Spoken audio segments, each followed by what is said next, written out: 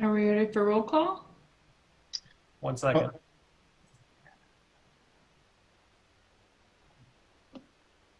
Hey, sorry I'm late, guys. No worries. All right, I don't have my gavel, but I will call to order the meeting of the Verona Common Council for Monday, April 27th, 2020 at 7:06 p.m. We'll begin with the roll. Alderperson Cronin, Present. Alderperson Journey, Present. Alderperson Kemp, Here. Alderperson Paul, Here. Alderperson Posey, Here. Alderperson Reiki, Here. Alderperson Touche. Present. All right, we will move on to item 3, which is public comments. Mr. Sayer, were there any public comments? We did not receive any emails or contacts from persons wishing to speak tonight, so we do not have any public comments. Great. We will move on to item 4, which is approval of the minutes from the April 13th, 2020 Common Council meeting and the April 21st, 2020 Common Council organizational meeting. Questions, comments, motions? Move approval? Motion by Alder Reiki. Is there a second? Second. Seconded by Alder Cole. I think she was first. Any corrections to the minutes? Seeing none, all those in favor of approving the minutes from the April 13th, 2020 Common Council meeting and the April 21st, 2020 Common Council organizational meeting, say aye. Aye. Aye. Opposed, no. And that motion passes. Both those are approved. Next, we will move on to mayor's business. I have a few things under there. Under 5A, we have consideration of candidates for District 2 alderperson vacancy. So I believe the process has been laid out, but tonight we're basically going to hear from both applicants. There'll be a chance for corrections, and then we will get a few weeks to think about it, and decision will be made at the first meeting in May. With that, Mr. Sayer, if you could get our first applicant up. Who do you want to go first? Who had their application in first? We'll pick. They can go first. That'd be Denny Bears. So Denny, I'm going to promote you now to a panelist. So hold on 1 second.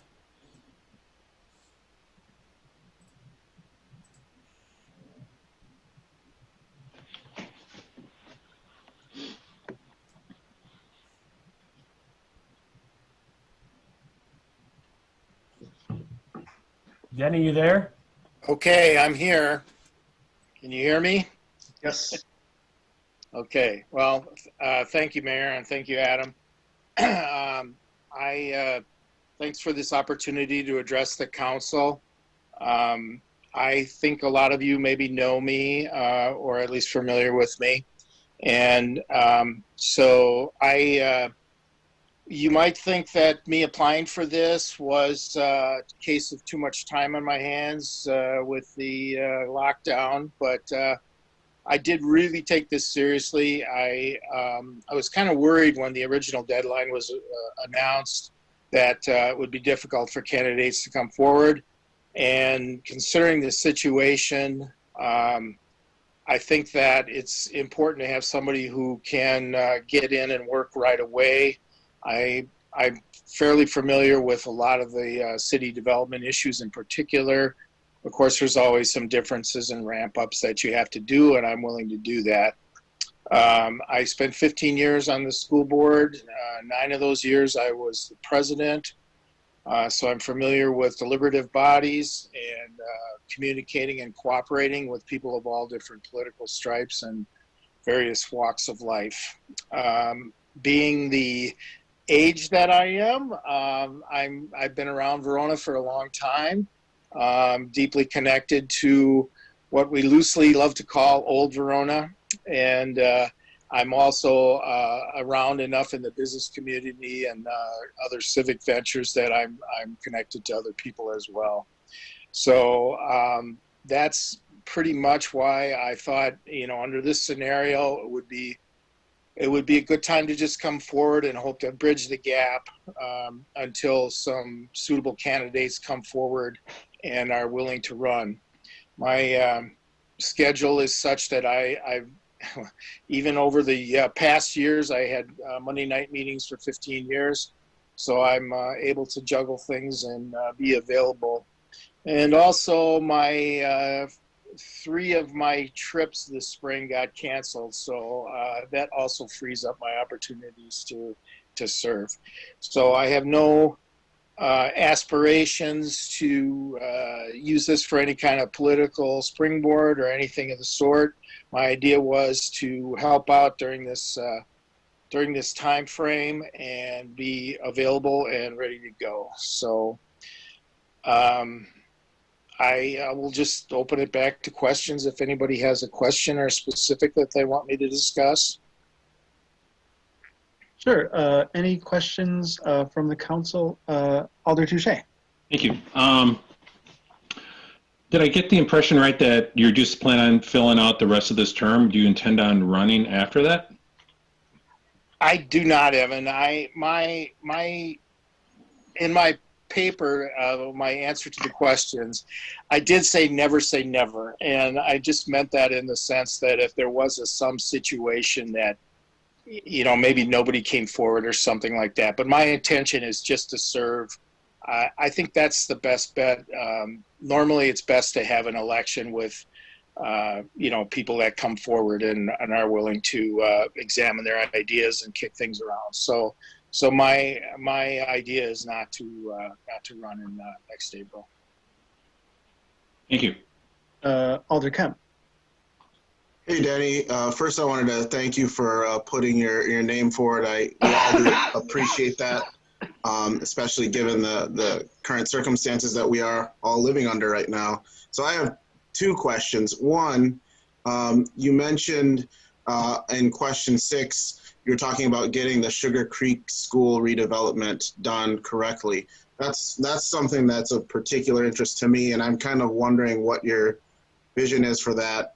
And then 2, you brought it up, so I just have to ask, unfortunately, you know, what trips were canceled? That's really unfortunate. I was kind of interested in where you were going to go. Sure.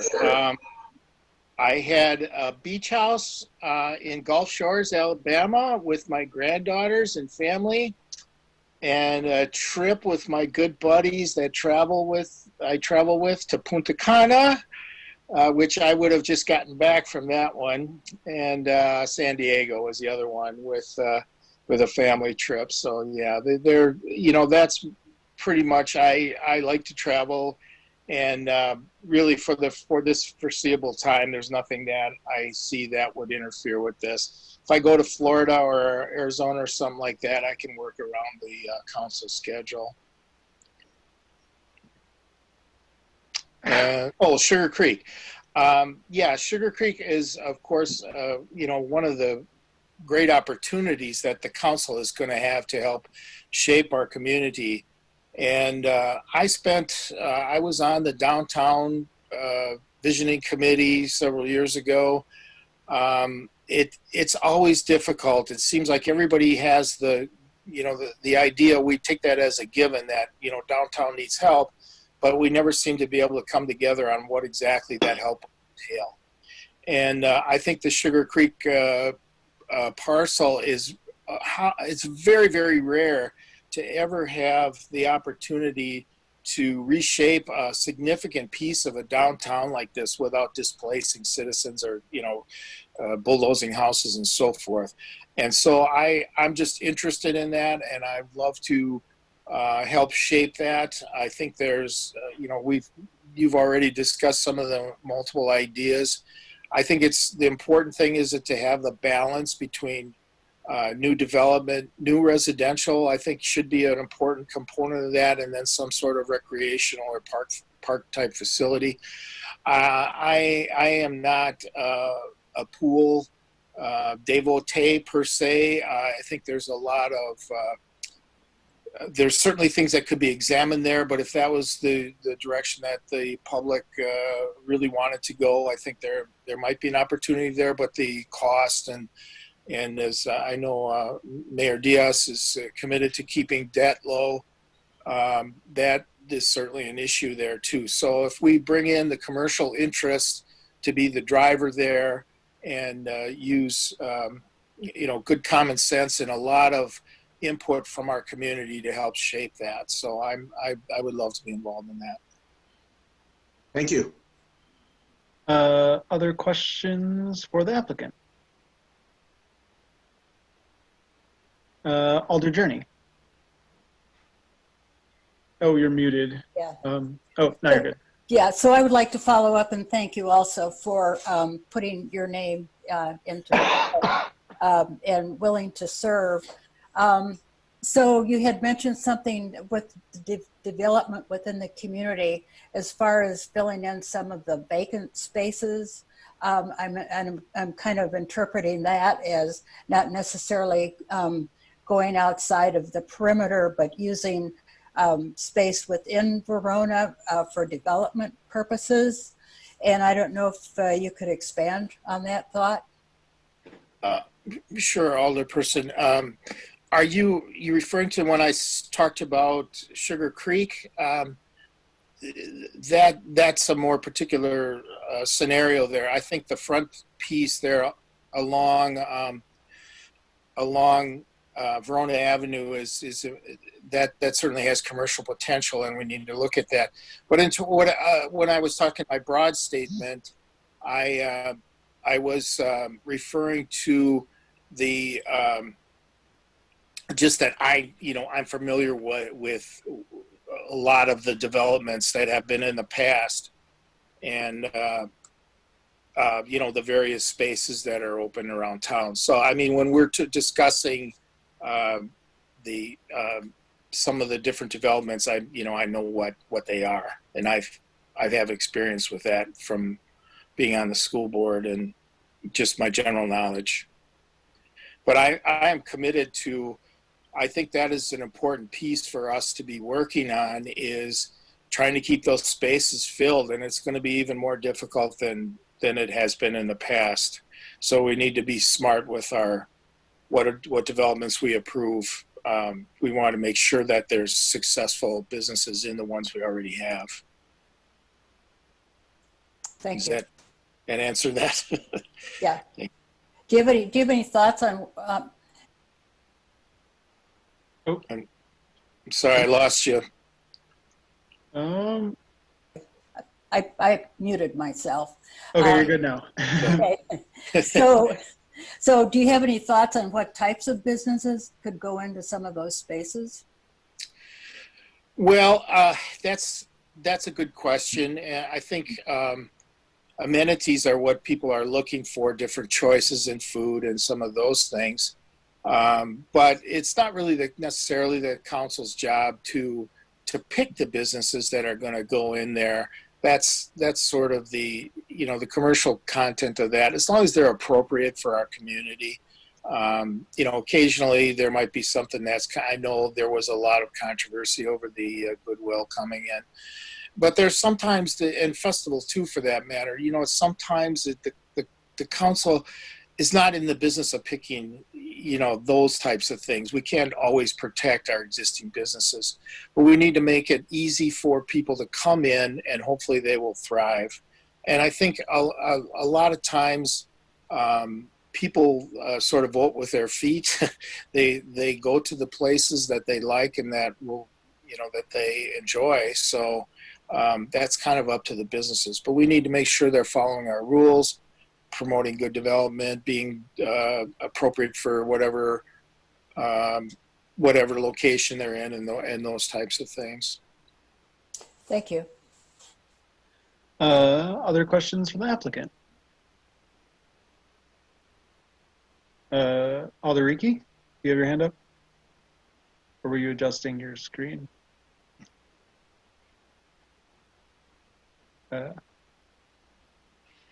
Sorry, I have to push my screen to see a different view. Oh, okay.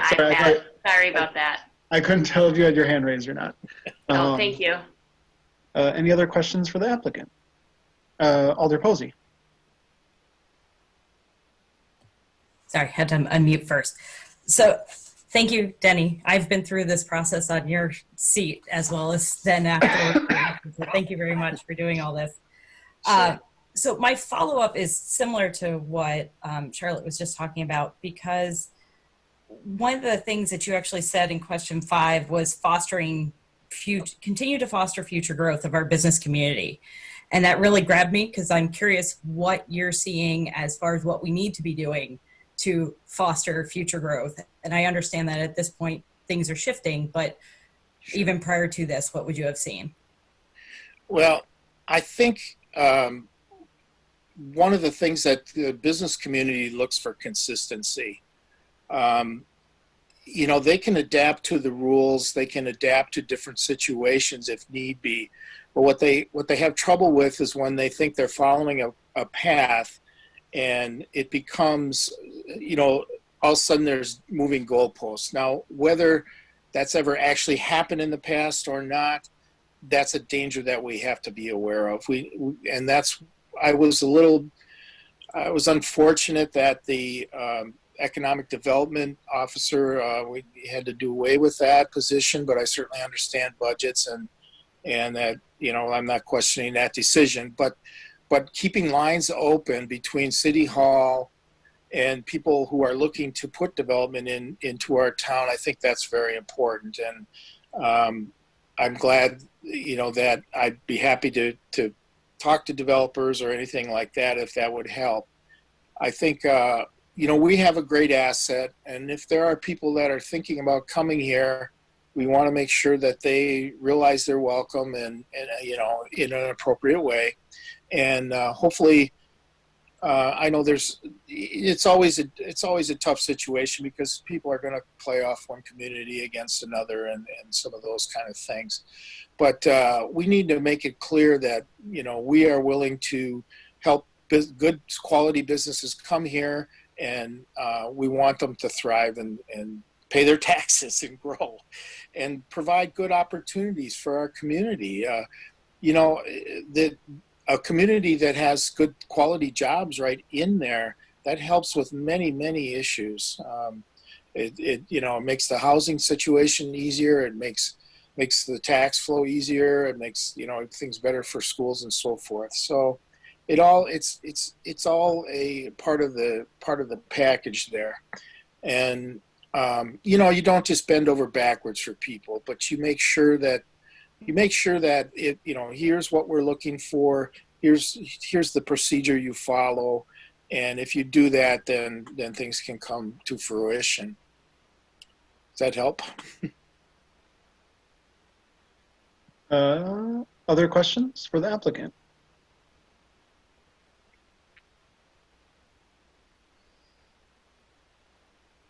Seeing none.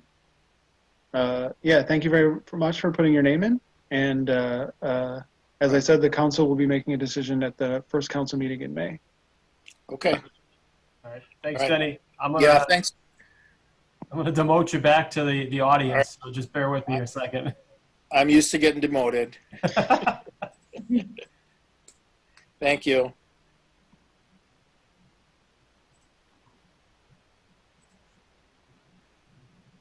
Okay, I think next up we have Charlie Ryan. So I'm going to promote Charlie to a panelist. So Charlie, be ready.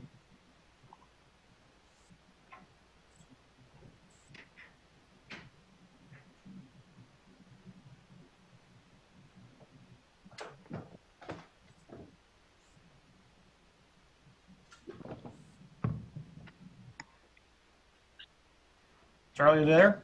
I'm here. Can you see me? Yes. You can. Okay. Thanks. Well, I'll apologize in advance if my spiel sounds a bit scripted, but that's because it is. So firstly, thank you so much for your time this evening and allowing me to introduce myself to the council and to the attendees. I'd like to give a brief overview quickly of who I am, why I'm seeking to fill the vacant alderperson seat, and what I think I might contribute. So my name is Charlie Ryan. I moved to Verona in 1991. I'm a graduate of Verona High School. I attended Edgewood and UW briefly before relocating overseas for a number of years. While overseas, I lived and I worked in Ireland, Northern Ireland, London, and Australia for many years. I happen to be a dual citizen of the US as well as Australia. My wife and my 3 children were all born in Australia. I currently live in the Cross Country Heights neighborhood with my wife, Rebecca, who is a special ed teacher at the high school. And she also serves on the board for Verona Public Library. We have 2 adult children, both who graduated from Verona High School, as well as a 15-year-old who's currently a freshman there. Professionally, I've worked in social services for about 20 years, leading organizations particularly focused on helping disadvantaged groups in our communities. So in Australia, I worked with the United Nations Refugee Resettlement Program to help resettle refugees from war-torn countries such as Sudan and the Congo. And I've also worked with state and federal governments sort of around the world to implement a broad range of other social services, including aged care, community transport service in the community I lived in at the time, residential and community-based disability services, homelessness services, and mental health services. So currently I'm a director of behavioral health services for a statewide organization here in Wisconsin. I'm interested in filling the vacant alder seat because I feel highly invested in our community and its continued success. My family and I specifically returned to Verona from Australia to live here just because it is such a great community to raise a family. I have a great deal of experience in working with communities, local community groups, business, government agencies at all levels of government to achieve outcomes for the communities I've lived in and worked in. I've overseen large budgets with nonprofit organizations, and I know how to find innovative ways to achieve outcomes within given budget constraints.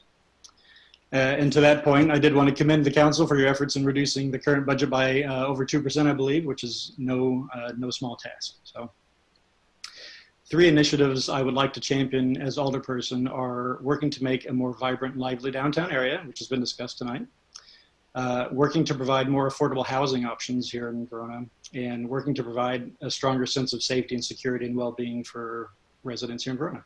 So thank you very much for your time.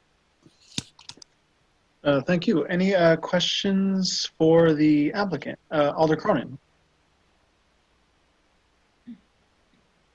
Let me unmute myself. All right. You're good. Thanks so much for joining us tonight and taking the time to share with us why you applied.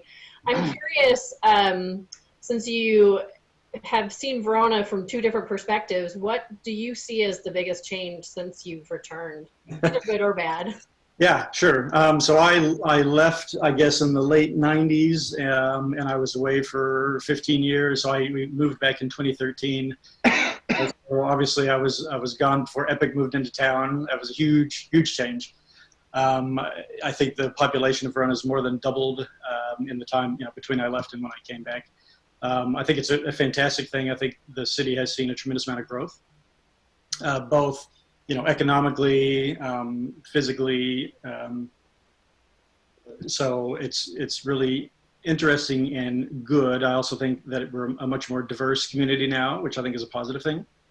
And I think it's important that we find ways to foster that.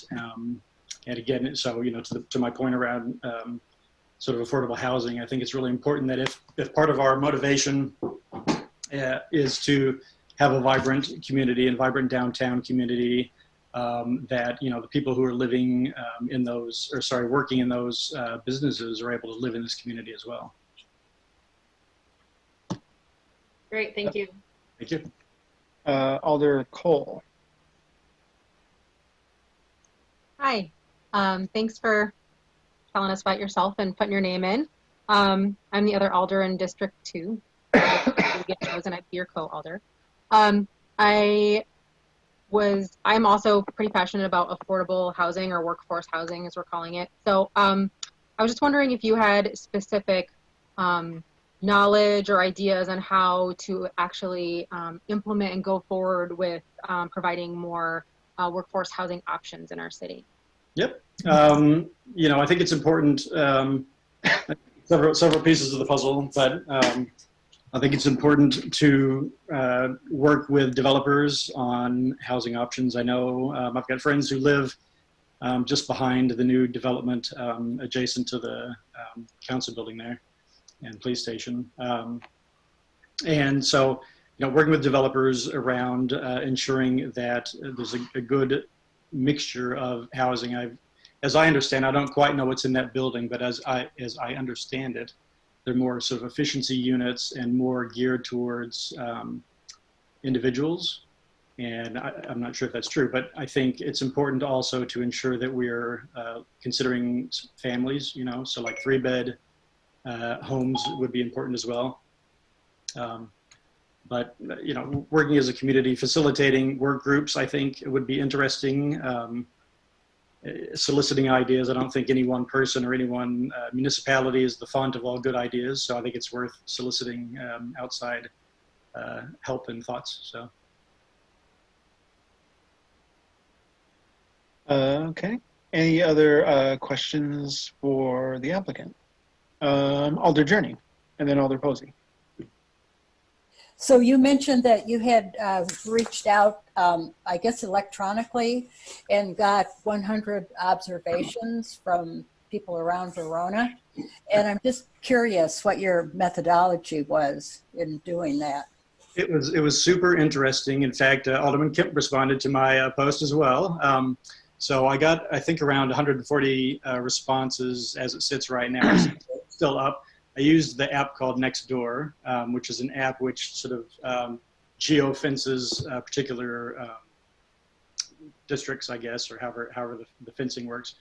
And so got a lot of really, really good responses. What I liked about it, I thought it was sort of an innovative way to reach out to the electorate, you know, to my fellow residents, and get their ideas, because at the end of the day, I feel like alderperson's role is to represent the community and to sort of champion their ideas and their wishes. And sort of the things I listed were the, you know, the things that rose to the top in terms of the ideas that, you know, most frequently seem to concern people. So. Thank you. Alder Posey.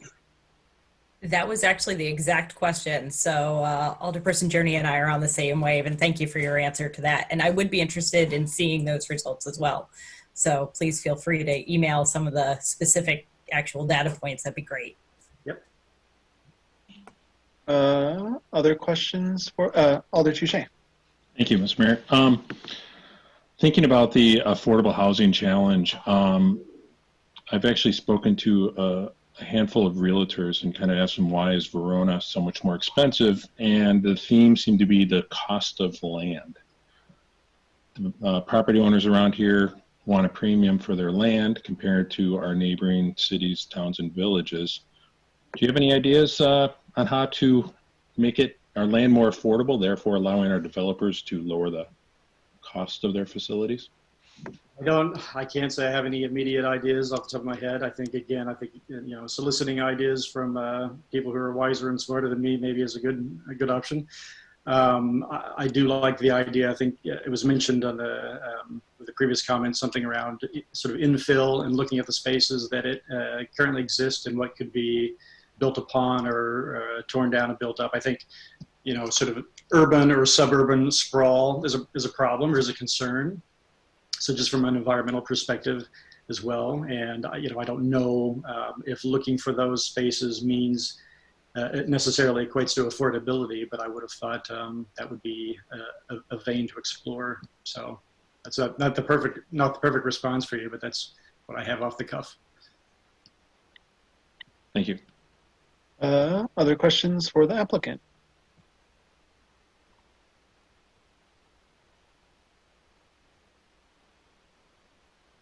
Seeing none. Well, thank you for putting your name in. And like I said, the second Monday in May is when the council will be making a decision. Perfect. Thanks so much. Thank you. All right, thanks, Charlie. I'm going to demote you back to the audience.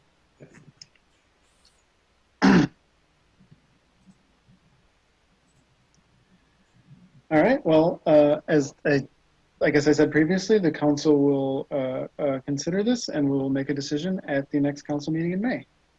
With that, I will move on to item 5B, which is the Arbor Day proclamation.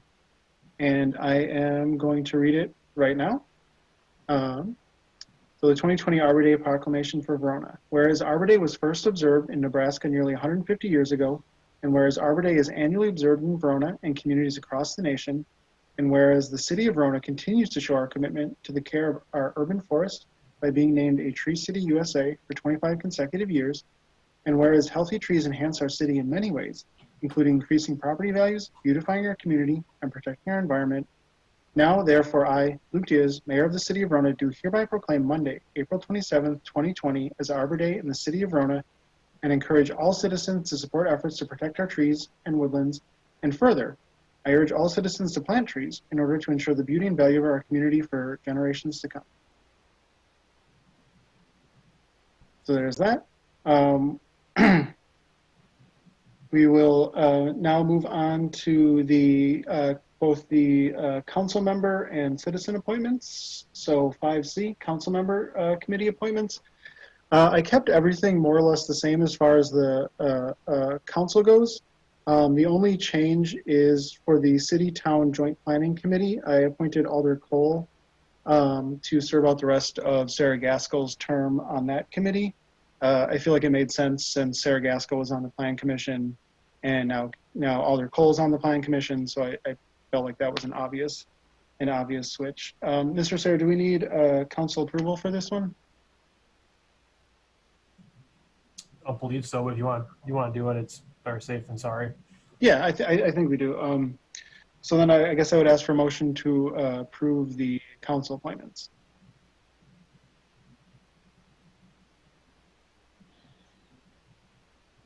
So moved.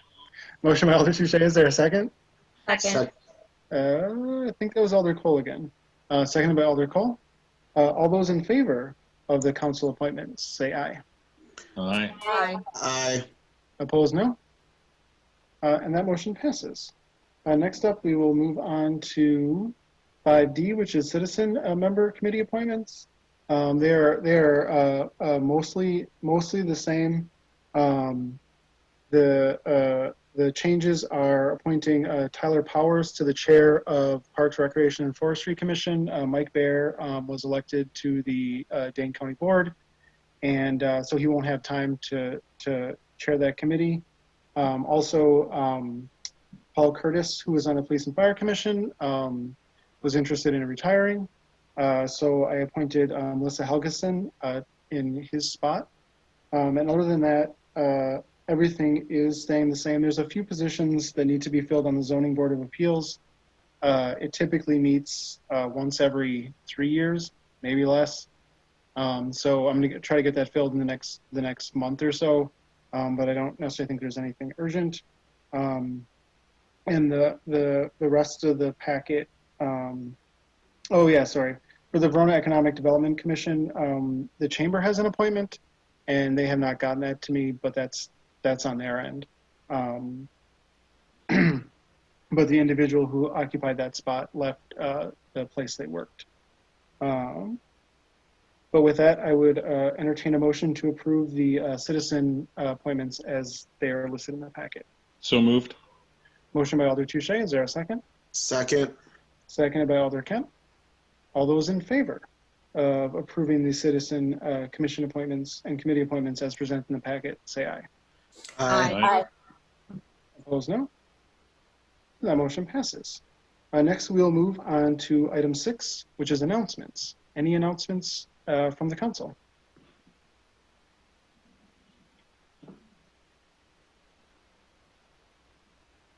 Seeing no announcements, we'll move on to item 7, which is the administrator's report. Mr. Sayer. I think Ellen has something to say before I get. Oh, I'm sorry. Clerk Clark, I missed you. Sorry. Muted. Ellen, you got to unmute yourself.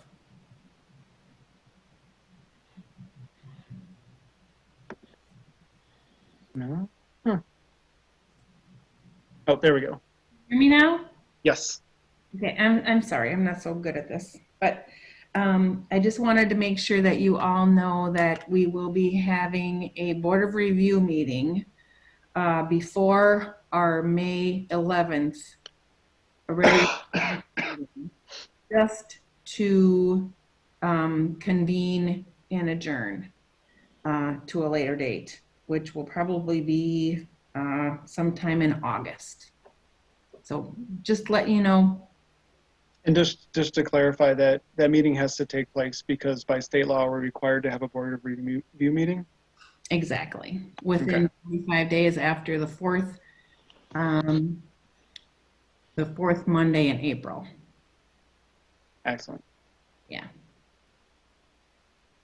Okay. Alder Journey. Nope, you are muted. And then the Joint Review Board annual meeting, how will that be conducted? So that is it's a meeting with the TIF jurisdiction. So that's with the school district representative, the Madison College rep, Dane County rep, the city rep, and a citizen representative. And that's going to be held virtually by Zoom webinar. So that will be, that won't involve the council. That's a separate meeting altogether. Okay, thank you.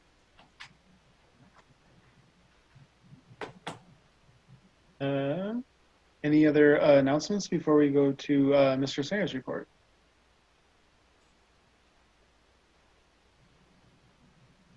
Seeing none, Mr. Sayer. Thank you. We have a planning commission meeting next Monday night on the 4th. That will be held on Zoom, similar to this meeting. Once again, board review is May 11th. The joint review board is May 13th. And then we have the common council meeting on May 26th. That's the last Tuesday of the month because of the holiday. So please just mark your calendars accordingly. We'll keep having these virtual meetings for as long as we need to. Hopefully in the near future we can go back to meeting in person, but for the time being we'll keep meeting this way until we know otherwise. Just a few other updates. Library has started their curbside pickup. That started I believe it started today or it starts tomorrow. I forget which one. Today. So it is going.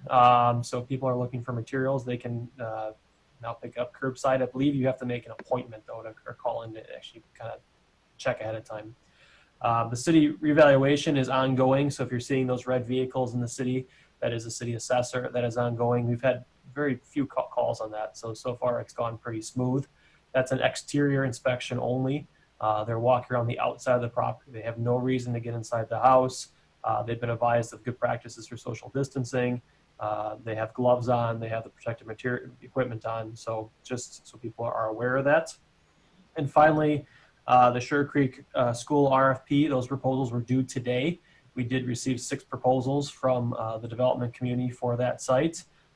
Staff is going to internally review those initially here and then begin laying out most likely a virtual review process for the CDA. And then we'll just see where the time leads us by the time it gets to the council. But we do have 6 proposals that did come in that we're going to start taking a look at. And with that, I'd be happy to answer any questions from the council. Alder Cronin. So I did get some feedback from some constituents that there was concern that some of the vehicles being used by the assessors weren't marked with the company logo. Do you know if all the vehicles being used are identified that way, or are some private vehicles being used? I was under the impression that they're all marked. That was my understanding. If there's a situation where they see something that is suspicious, I think I heard rumblings of there is a red vehicle taking pictures. I believe the police were called in that situation, but there's ever any question of if it's suspicious, they can call the police. I mean, there's no problem with them doing that. We'd prefer if they would do that if they have doubts about, is it the assessor or someone doing something they shouldn't be doing. When in doubt, just call the police. But my understanding is they should all be marked vehicles. Okay. Another question on that is, I know you said they're all external evaluations at this point. Will there be any internal evaluations for some homes, or no? Not for this one, no. That's my understanding is no, it's all exterior. Okay. Other questions for Mr. Sayer? I have one, I guess. So just to clarify, why are we doing the reevaluation this year? So we started the process about 6 months ago. We are at about 81% of fair market value, which means we're well below the threshold established by the state for our assessments. So we started the process before COVID-19 because we were so far behind. The governor has exempted assessors as an essential service. So from the stay-at-home order, they have been exempted from that. So by law, we're able to kind of continue that process. So the reason we're continuing to do it is if we were to stop it at this point, it would cost the city a significant amount of money to kind of go back and redo the work that we already did. And then we'd have to go back and restart the process in 2021. But the big reason why it's being done is we're so far behind. So if anyone looks at their tax bill and looks at the assessed value versus the fair market value, there's what, 19, 20% difference between the two. And that's the reason why the revaluation has to occur. That's by state law. And if we, for example, decided not to do it this year, there's a potential the state could make us do it or do it themselves. If we get too far out of whack, at some point the state will come in and they will do it for us, and then they'll charge us for doing it. So it's basically, if we don't do it, they'll get done one way or the other. Yeah, I mean, my personal preference, just to say, is I wish we could have delayed this another year, but with the tax assessments being exempted from essential or being designated as an essential business, there's, to me, that we just had to do it this year, which I'm a little frustrated about, but I don't know, it's the way it goes. Other questions for Mr. Sayer? Seeing none, we'll move on to item 8, which is the engineer's report. Ms. Fisher. Great, thank you.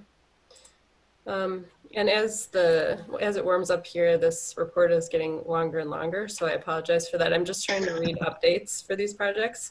And if you have questions on anything, just let me know. So for the Well 6 pumping station construction, the well and pump equipment have been installed and interior mechanical piping is currently being installed.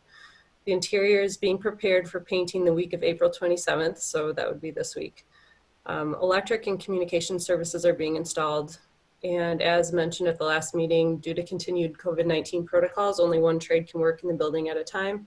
So this is expected to push the substantial completion to June 30th and final completion to August 31st.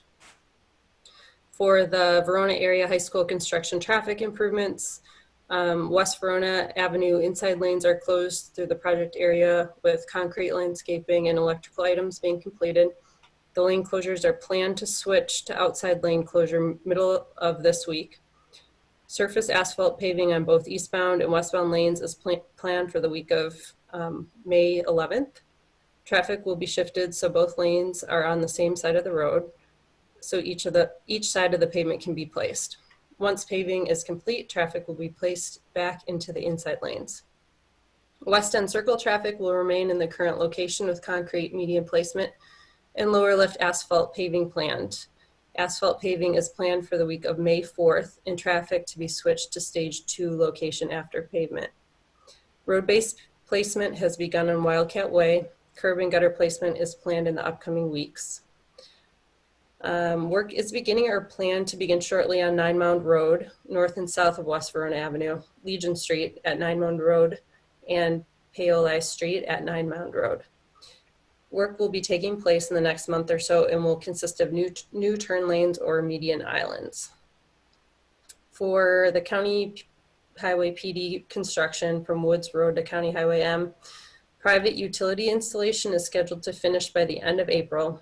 Roadwork has resumed with the placement of crushed aggregate base course on the future eastbound lanes, placement of the asphalt bike path, and placement of stage 3 concrete curb and gutter. During the latter half of April, the contractor is scheduled to finish stage 3 concrete items, topsoil, seeding, and placement of concrete aggregate base course. During the first half of May, the contractor is scheduled to pave the binder lift of the future eastbound lanes and install the temporary traffic control items and the temporary paint. Traffic is scheduled to be shifted onto the new eastbound lanes in mid-May. For the Liberty Park Phase 4 construction, the storm sewer work on Liberty Drive and Ambition Street has been completed. The contractor has shifted to street grading on the Liberty Drive extension and Ambition Street. Work on Whalen Road will follow after the work on Liberty Drive. Construction barrels have been placed on Whalen Road in anticipation of the work scheduled for Whalen. I wanted to note for the upcoming rapid rectangular flashing beacon project and the 2020 asphalt rehabilitation project, both of those are still scheduled to start in June.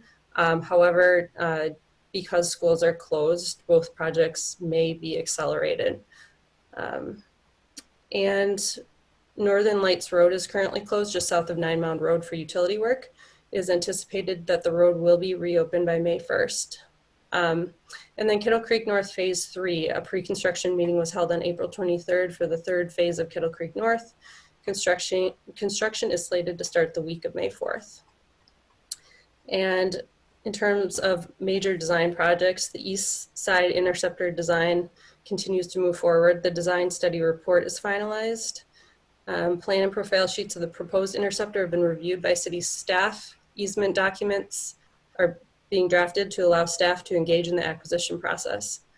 Permits have been submitted to the DNR and comments are being addressed by the consultant. Coordination will begin in May with properties along the corridor. And finally, for the Lincoln Street Stormwater Facility design, the consultant is coordinating with the permitting agencies on revised layouts and will begin to formalize the permit applications. The agencies have provided positive feedback on the layout and operations, and next steps are to begin detailed design and permit applications. So with that, I can take any questions. Any questions for Ms. Fisher?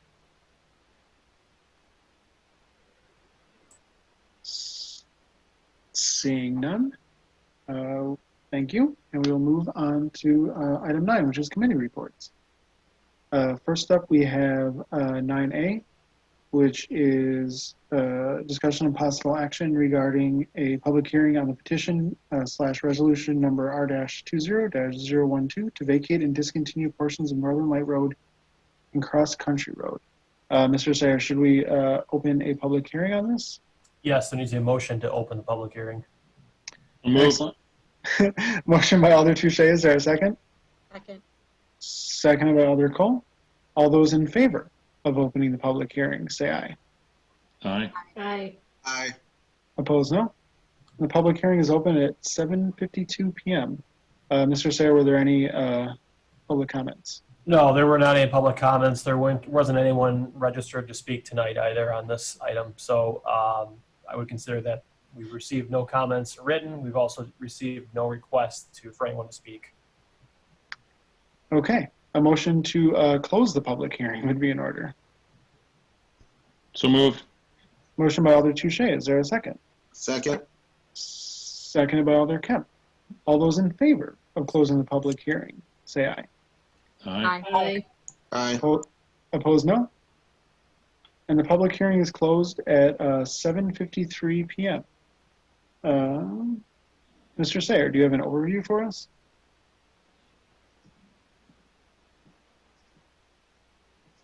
Sure. So in your packet, there was a brief summary also on this item. The public hearing is required by state statute when a road is being discontinued. So the request tonight is to discontinue portions of Northern Lights Road and Cross Country Road. This item and the next two after this all relate back to the Epic replat. If you recall, that was a new plat for the Epic property that was done about a month ago. It cleaned up some lot lines for the Epic campus. As part of that, we need to clean up some right-of-way lines, and that relates to the discontinuance. So when you're discontinuing a road, it basically means you're going to stop using the right-of-way. So the request is to kind of discontinue some very small portions of Northern Lights and Cross Country Road. We had the 40-day notice as required by statute. We had the public hearing tonight, and staff recommends approval of resolution 20-12 discontinuing portions of those roads. And I'd be happy to answer any questions from the council. Any questions for Mr. Sayer?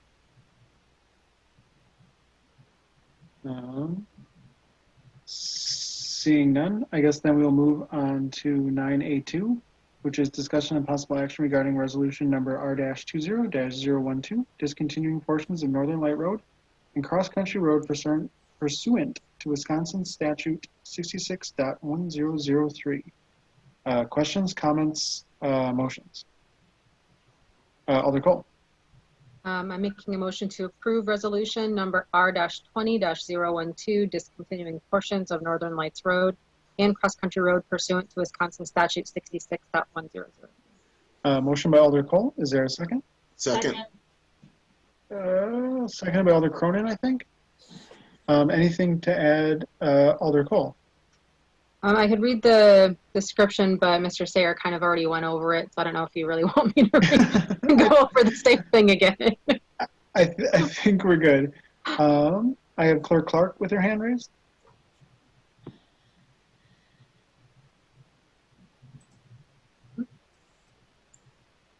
Will we be doing this as a roll call vote? Yeah, I was gonna aim to do these resolutions as a roll call vote. I don't think it's gonna be controversial, but just in case. Okay, thank you. Motion before the body.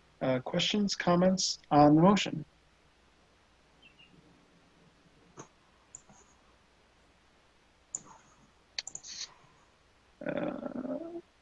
Seeing none, we'll have the clerk read the roll. Alder Cronin, Aye. Alder Journey, Aye. Alder Kemp, Aye. Alder Cole, Aye. Alder Posey,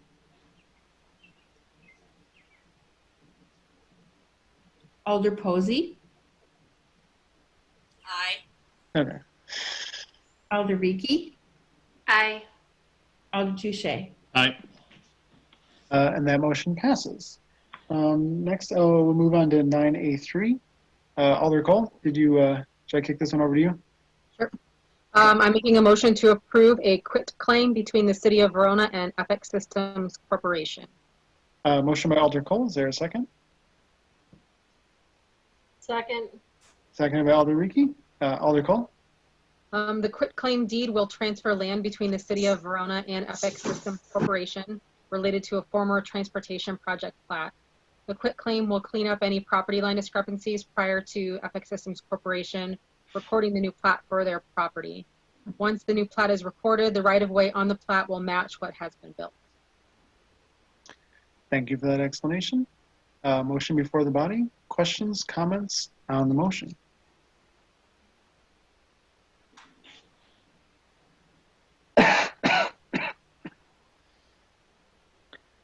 Seeing no further discussions, if the clerk would read the roll. Alder Touche, Aye. Alder Cronin, Aye. Alder Journey, Aye.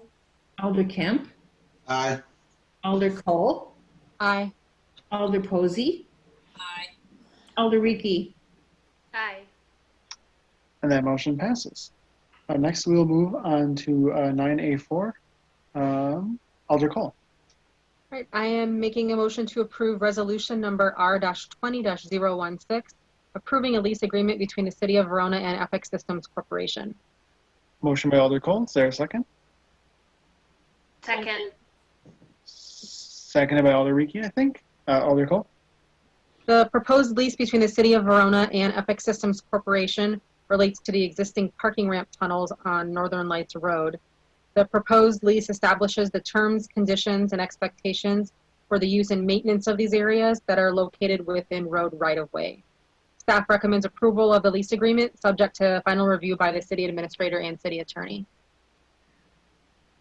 And that was the final review as part of the motion? Yes. Excellent. Motion before the body. Questions, comments on the motion?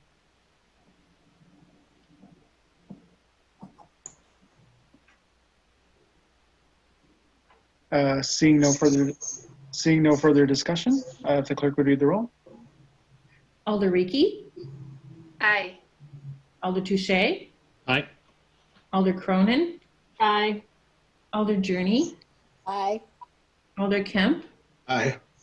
Alder Cole, Aye. Alder Posey. Aye. And that motion passes. Anything further from Plan Commission, Alder Cole? No, thank you, Mr. Mayor. Thank you. And so, sorry if I didn't toss it over to you for the first item. With that, we'll move on to item 10, new business.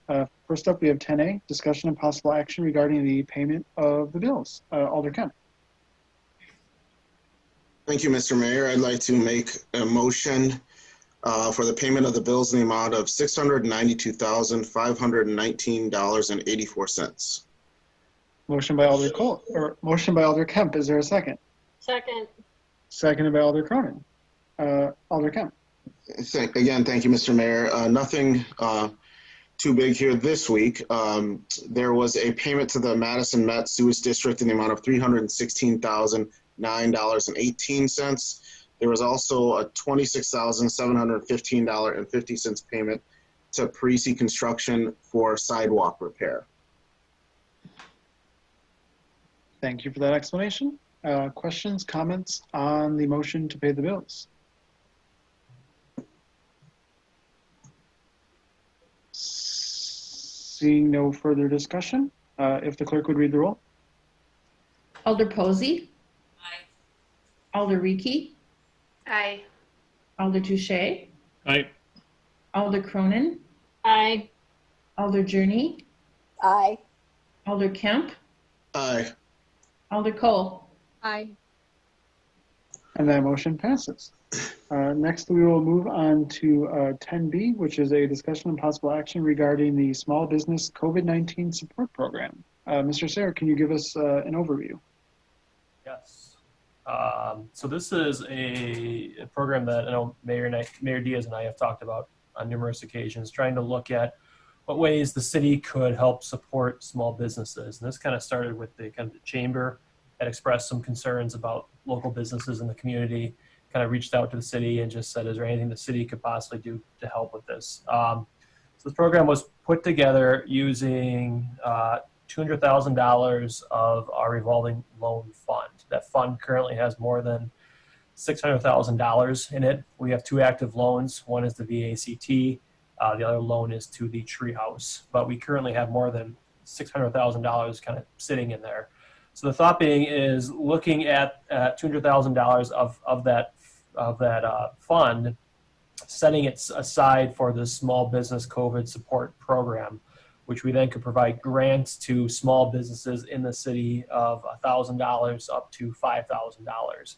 And the goal of this is to try to help small businesses, local businesses in the city to kind of bridge this gap of where we have this, the closures that we have now, up into the point when we start to reopen at more of a rapid pace. And the thought being just, like I said, to bridge the gap when we have these closures and there's no money coming in for these businesses. So as we looked at it, and hopefully you can see that screen, we laid out eligibility. We also laid out potential ways the money could be spent. So the eligibility the business has experienced substantial financial impact. It's a broad statement, but in essence, they've been impacted by COVID-19. This is for existing for-profit businesses with a brick and mortar presence in the community. So they'd have to have a storefront. So if it was a home occupation, that would not apply. But if they have a storefront presence in the city, that would be applicable to them. They have to employ 25 or fewer full-time employees. They have to be established for at least 6 months, be in existence for 6 months, have managed a profitable business in 2019. They have no access to a franchisor financial support system. So if it's part of a franchise, they have no access to any types of those programs. The business is not delinquent in property taxes, fees, etc. So if they owe money to the city already, they would not qualify for this program. They have to have less than $1 million in revenue in 2019. Now, that was the kind of the cutoff criteria we used to try to, once again, cater towards that small business. And then finally, they have to demonstrate a 25% reduction in revenues attributable to COVID-19. So most of these businesses have been closed, so that usually meets that requirement. Eligible expenses potentially would include expenses that occurred after March 1st, 2020 or later.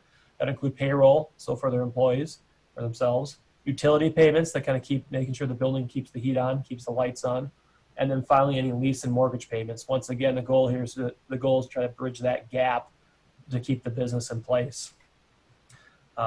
Ineligible expenses we had were construction-related capital improvements, making sure they're not building out spaces during this time, signage or advertising, past due leases, loans, utility payments. If they already owed money on it, the money couldn't be used for that. Potential uniforms, and other items that were of sufficient stock prior to the governor's safer at home order. So if they had a large inventory of supplies or equipment, that as of right now would not be eligible. So these are the items and the criteria that we enlisted. The chamber did send this out for us on Friday morning. I believe they sent it out, and we did receive some comments. We actually have already received 4 applications for this already too. But we did receive some comments from the chamber, and I think it's good to share those with the council, because we have the opportunity right now, if we choose to do so, you could take those comments and actually put them into place into the program. I think in general, what we received was a lot of appreciation for the city to even be considering this. We do have a lot of small businesses in the community who are suffering right now.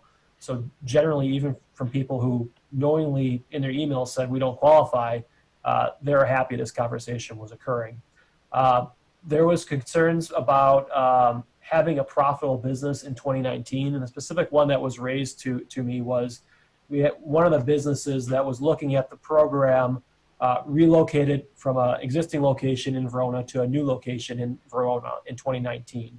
As part of that relocation, they had some significant expenses which caused them not to be profitable in 2019. They were profitable the years before that, but because of the relocation, they did not have a profit in 2019. So because of that one criteria that they have to be profitable, that this one business would not qualify. And the request was to raise that to the council and potentially look at amending this program to kind of fit that situation. There was also concern raised today from a new business in town that has been in town and been in existence less than 6 months. The concern was just they didn't meet that criteria, but right now they're fully closed. They can't have any customers come into their building. So they were concerned that because of that one criteria, they would not qualify for the program, even though they have the storefront presence. This criteria would not have them qualify. So that was an additional concern that was raised. Finally, I've had a couple of comments on trying to use funds from the program to pay for credit card payments for expenses incurred pre-COVID. So there were some people that had made some purchases. None of us saw the situation kind of coming. They have these expenses on their credit cards. They owe on those. But by the current wording in the program, those previous expenses would not be allowed to be kind of couldn't go towards funds for the program, couldn't go towards those expenses. And they asked to expand that eligible list of expenses for credit cards to be included. Also, they asked for essential supplies for the businesses. I know I forwarded off an email today from the council from a local business, but just if there's essential supplies that they need in order to stay functioning, there was a request as well as part of that. So looking to kind of broaden the general statement of that.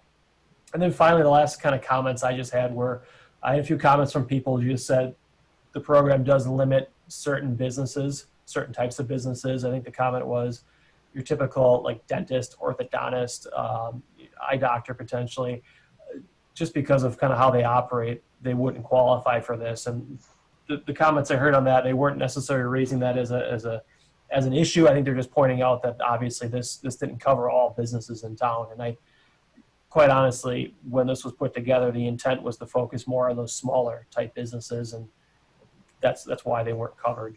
So those are the kind of the comments that I've received on this. I think the council, there's a variety of things that you could do tonight on this.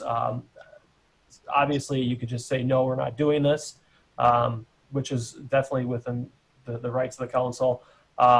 Once you spend this money, once this money's gone out of that revolving loan fund, it's most likely gone. It's going to be tough to put that money back in. So that's just one thing to remind the council of. You can make changes to this program tonight, kind of on the fly, if you choose to do so. The deadline for applications is May 5th. The intent is staff would process these. If a business meets the criteria, we would cut the checks shortly after May 5th, try to get the money out as fast as we can. I know one of the comments from Mayor Diaz at one point was, why don't you do a loan program instead? One of the disadvantages of doing a loan program is time. It takes a little bit longer to get through that process. If we're borrowing money, we have to check sometimes with the other lenders. We have to check with the bank. We have to check with whoever else they have. and then we have to process paperwork. I know Luke's counterbacks don't want or can't take on any more debt, even if their commitment is out there of it's going to be forgiven. I think our thought on the grant program was this is the quickest way we can possibly get money out to the small businesses that need support right now.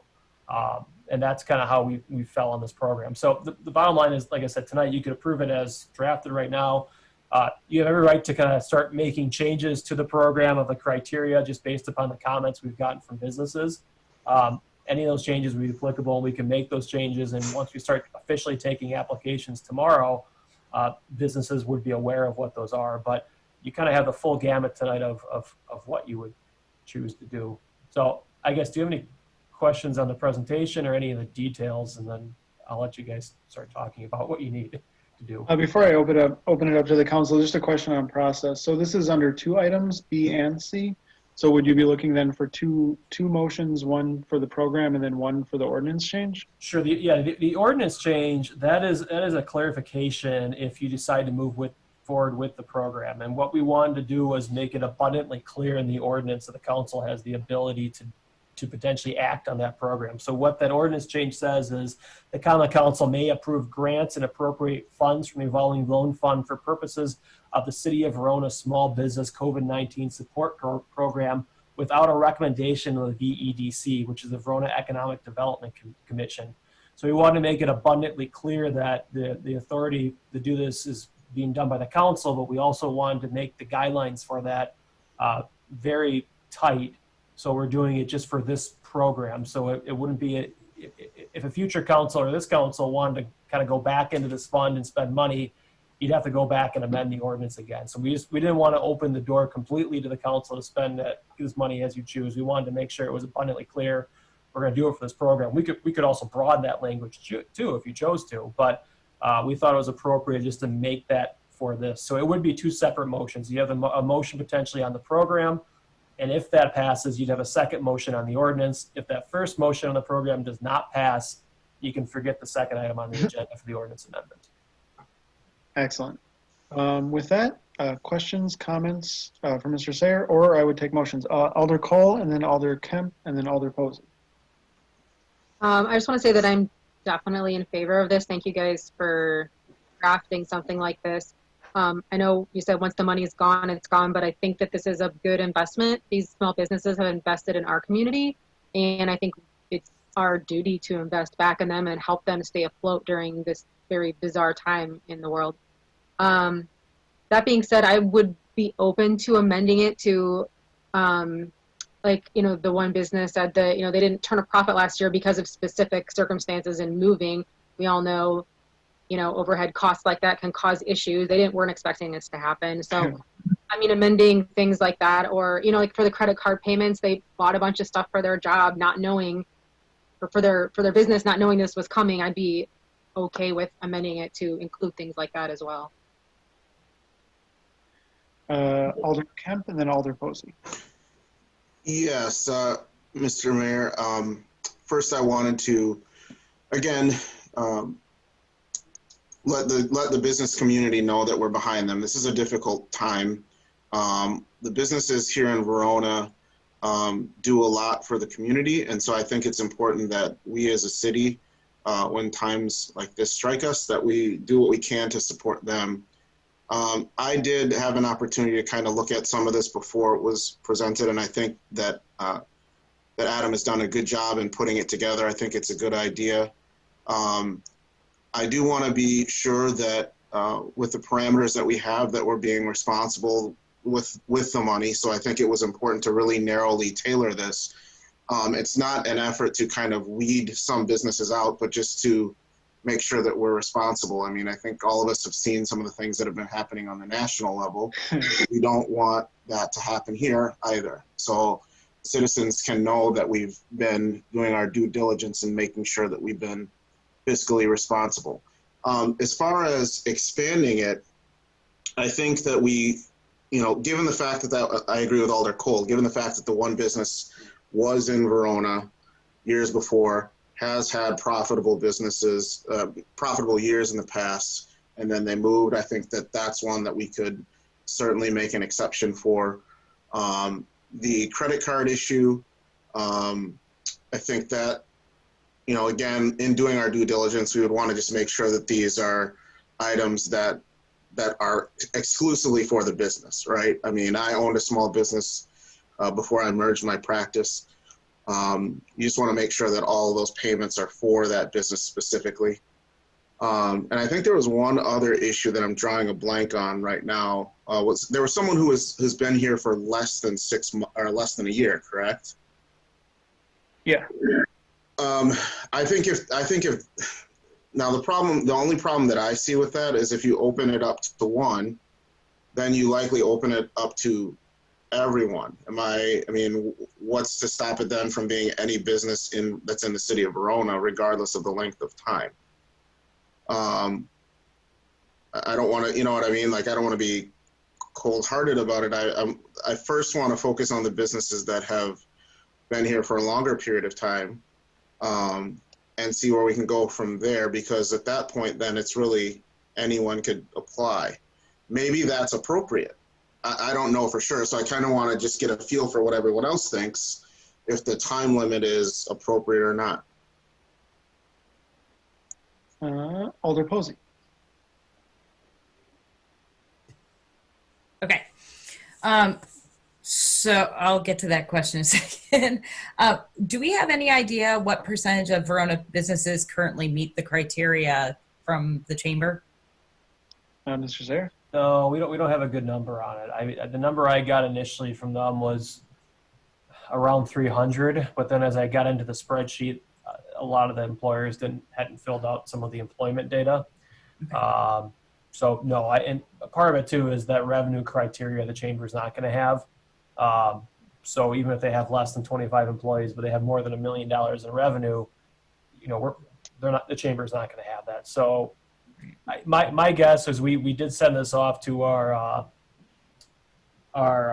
Baker Tilly, who does our financial audits, and the comment they came back with was they said there was a community that they knew of that did a similar program and gave out about $125,000 in grants. Okay. And that's what they told us to probably anticipate. So that's kind of what number we're guessing at, but we could be completely wrong one way or the other. So no, we don't have a good number on it. Okay. I should also say that I think that this is fantastic. This was an idea, I was bouncing it around trying to think of something since we had been talking about this pool of money in finance recently. And so it was really terrific to see this show up and all the legwork you guys have already done on it. The other kind of question I had was, well, this one's more feedback. So going under ineligible expenses, just that past due leases, loan, or utility payments, being specific about the date, since we have the date above with the March 1, because by now somebody could be past due on a utility payment.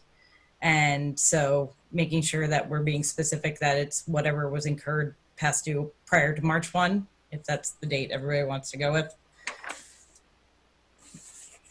And then I was also thinking a helpful question for evaluation of the grants would be if businesses have received PPP funds or other federal funds already, because that could help identify the greatest need, because as things are constantly flowing right now. And related to that was a question around if there would be a deadline. I know some businesses and programs have put in, you know, December 31st, and we could even extend it if that's necessary, or if there would be a deadline on this, or if we would just keep it as sort of open-ended. Mr. Sayer, do we have a deadline in this?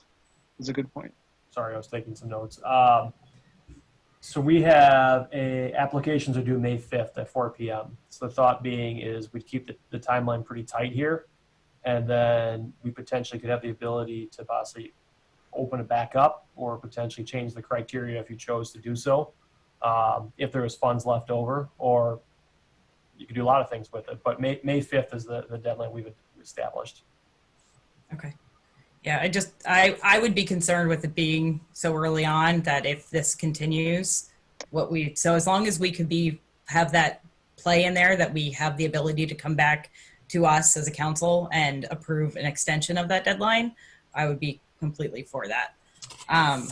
I would also be open to kind of, I guess, opening up some of the criteria as far as, the 6 months, just because I think, there are businesses that made moves without being able, and by moves, financial, physical, without being able to anticipate this is coming. And I want to make sure that they feel like they're a part of our community and supported as well. Thank you very much for taking the initiative on this. Alder Cronin, and then myself, and then Alder Rieke. Thank you, Mr. Mayor. So I would just echo what we've been hearing. We have been talking about this revolving loan fund and finance and what would be the best way to use this. I understand that these money would be given as grants. But in terms of the requirement for being in Verona for more than 6 months, if you're in Verona, you're in Verona, and you're in Verona for a reason. So I would be in support of being able to give these grants to any business that makes the application that is physically located in Verona. This is such a challenging time, and especially for very small businesses, they run on razor thin margins, and being able to especially support any of their employees, I think is a fantastic use of this money. And that's, it's not doing us any good for it to just sit in the city of Verona coffers when we could be supporting businesses. Myself, and then Alder Rieke. Yeah, I just wanted to say, I like the idea of a loan program just because the money would come back even if it's zero interest. However, I understand why businesses at this time would be a little hesitant about taking on further obligations, since I don't think anyone knows what's going to happen in the next few months. So I totally get that. My bottom line is, both federal, state, and local level, like ultimately what people need are cash, whether they're businesses or individuals. Send money. I had a chance to speak with someone from the Department of Administration with the state, and I basically made the same argument that, they were asking, how can we help? How can we help? It's like, send people money. And I want to kind of practice what I preach. And this is a chance for us to hopefully move the needle a little bit. As far as the requirements go, I think, some of the stuff that Alder Kemp suggested and other people have suggested, it's kind of, we want to prevent a situation where God bless McDonald's, but they don't need help. McDonald's is going to come out of this just fine. So we just wouldn't want a situation where a big national chain, which is going to do very well regardless, gets $1,000. On some level, I don't think they would bother applying at all. But that's kind of where it is. The only requirement that I really feel attached with is number 5, which is the business is not delinquent as it relates to city of Verona property taxes, personal property taxes, fees, special assessments, etc. We basically want make sure people at least have demonstrated some ability to keep up to their obligations. But I'd be open to what other people think as well. Alder Rieke. Thanks. I am very much in support of a program like this, and I'm okay with removing a couple of the stipulations that have previously been spoken about, like the 6-month timeline.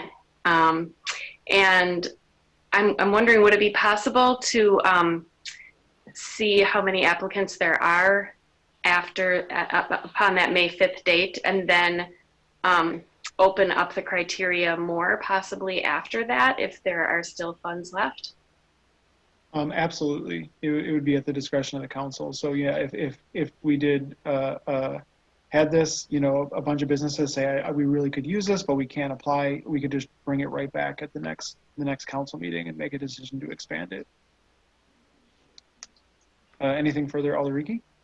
Yeah, I would be more in favor of that at this time then, just because I'm thinking if we get, 40 applicants that all, or more than 40 applicants that all want the 5,000 as opposed to the 1,000, and then we would have to narrow down the amount being given, and that the 5,000 might have made or broken their ability to survive after this. I just don't want to limit the opportunities for individual small businesses to make it through this. So I'm in support of maybe making some minor adjustments to the way it's written now, but then possibly making further adjustments after May 5th. Alder Touche. Thank you. of course, we want to help the businesses. I keep thinking about, the feds, how they ran out of funds, and either how do we avoid that, and listening to everyone's comments. And Heather, I think you brought up a great point about, really just making sure we can help as many as possible. I do feel I would be really interested in seeing the volume of applicants we get with the current criteria. And then if there's funds available, expand the criteria, open up more, whether it's the credit cards. We've got a business that just came to Verona that has some debt from that. I think we just need to make sure we have funds. And it's really tragic when, these opportunities come up and then the money's gone. And I think if we open it up too much, we're going to burn through our funds quicker than we want. And then people are going to be left out just because they were late to the game. The other thing I just want to say is, whether it's loans or grants, I obviously like the idea of a loan because the money comes back, zero interest, but there's definitely a hassle factor, there's a time factor to that. I'm also in favor of grants. I think it would be worth looking at each applicant, recognizing the value it provides to the community. And I know, of course, it's very subjective and difficult to truly measure, but you really want to put the money where it's going to get the most bang. Hey, we give this company $5,000, $10,000, whatever that number is, are they going to make it? Versus if you give some money to a second company, but they're really on the edge and they're really, the risk is much greater. I want to give it to one that, we feel confident is going to stay. I wish I knew how to answer that. I don't. It's just, I think we all want that. But I just want us to be careful, not just spreading it all too thin and helping nobody. So that's all I have. Alder Kemp. Yes, thank you, Mr. Mayor. I have to agree with Evan's sentiment there. My initial thought when I, was looking at this was trying to make sure we have enough runway, because none of us right now from where we sit have an understanding or even a remote idea of how long this could go on. And so my concern would be in trying to be there for some of the small businesses, if we go too far, too fast, that we would in fact do exactly what the federal government has just done.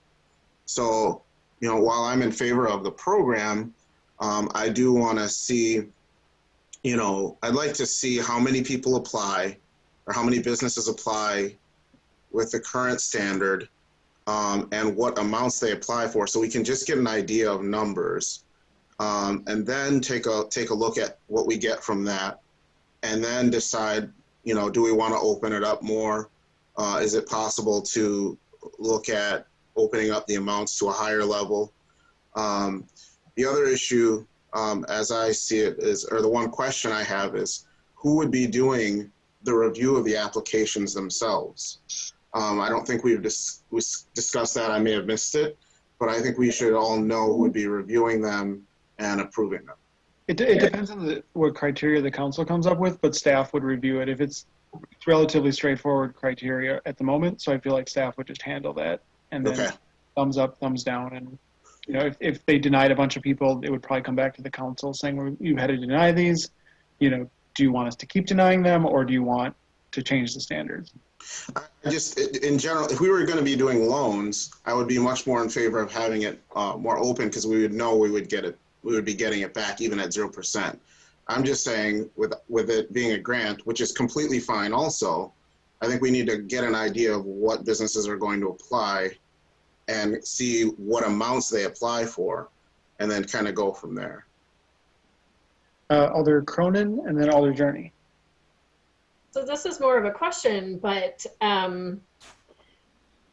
businesses could apply for whatever amount they choose to apply for, but that we're not guaranteeing that they're going to get that amount. I mean, could we see what kind of volume of applications that we get and make some decisions about whether we might need to reduce the amount to make it more equitable so we can support a greater number of businesses. Is that possible with this ordinance? Mr. Sayre? So we have in there, the range of the grants will be from 1,000 to 5,000 and will depend on the number of applicants. So our thought being is if they meet the criteria and they kind of, based upon the request, if there's enough money there, they'll probably get pretty much what they're asking for. The ones I've seen so far, when we have 4 of them, 3 out of the 4 have asked for $5,000. So it's to the max already. The one of them was not the max yet. But so if we do get requests more than $200,000, we're going to look at the whole and try to start paring those down based upon just averaging them out.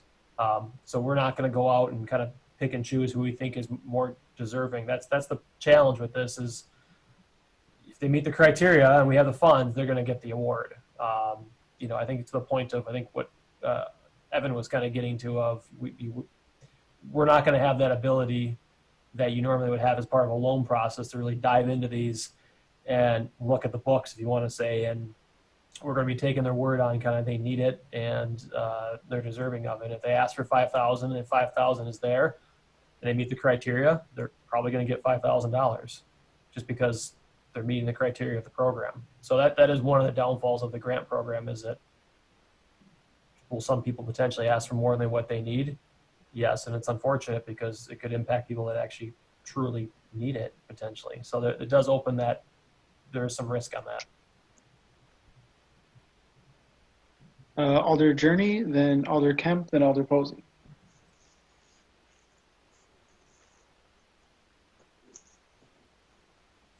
I think you're muted.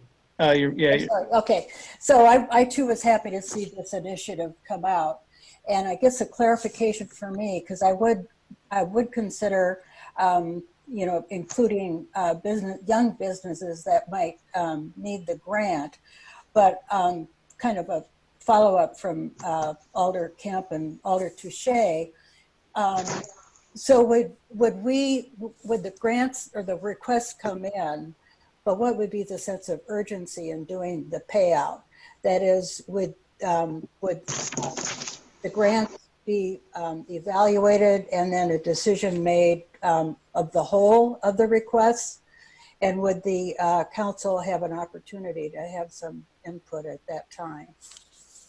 Mr. Sayre? If you want opportunity, you could have that in here. Yeah, I mean that's potential. The only thing, like I said, I'll caution on is if they meet the criteria. You can't pick and choose who you like better for whatever reason. I mean, if you want someone because you like them better or a certain type of business, you should build that into the criteria. So if you want to support, restaurants or take your pick of whoever it might be, you'd want to factor that in as part of the criteria so you're upfront and fair. Because the last thing you want to do is when you get to the council meeting, if you're looking at these as a whole, you don't want to start being arbitrary and kind of picking and choosing based upon just who you like. So you could build that into the program if you choose to. Yeah, we could try to get something in there. I was just kind of basing it upon, the types of businesses, the ones that might be like, the larger businesses, the established businesses, but then the smaller businesses, and not that we would be doing, do we like it or not, but to, provide an advantage for everybody, if that was a possibility. Anything further, Alder Journey? No. Okay, I got Alder Kemp, then Alder Posey, then Alder Rieke, then Alder Touche. Thank you, Mr. Mayor. One thing that just popped into my head, we have this $0 to $1 million revenue window that we're working with. And I do think that, these businesses do need help. Would it be possible to do within that range at a certain level, say at level X in revenue, you're eligible for a grant. And if you are over that amount in revenue, you could apply for a loan at 0%. I'm not sure if that's something that we've even thought of, but it could be a hybrid. I understand that the loan is, again, more paperwork. The idea being, say, for example, a business that earned over $750,000 last year versus a business that made 200,000 and has 3 or 4 employees could get access to that cash sooner. Perhaps the business that earned more may not necessarily need that access right away. We could hold back some of the money for the businesses that need that help, you know, earlier. I don't know if that's a possibility or not, but it's just something I thought of. I mean, it is at the discretion of the council, but, you know, and it's something we could work on as the program goes on. Alder Posey. Quick on what Alder Kemp was just saying.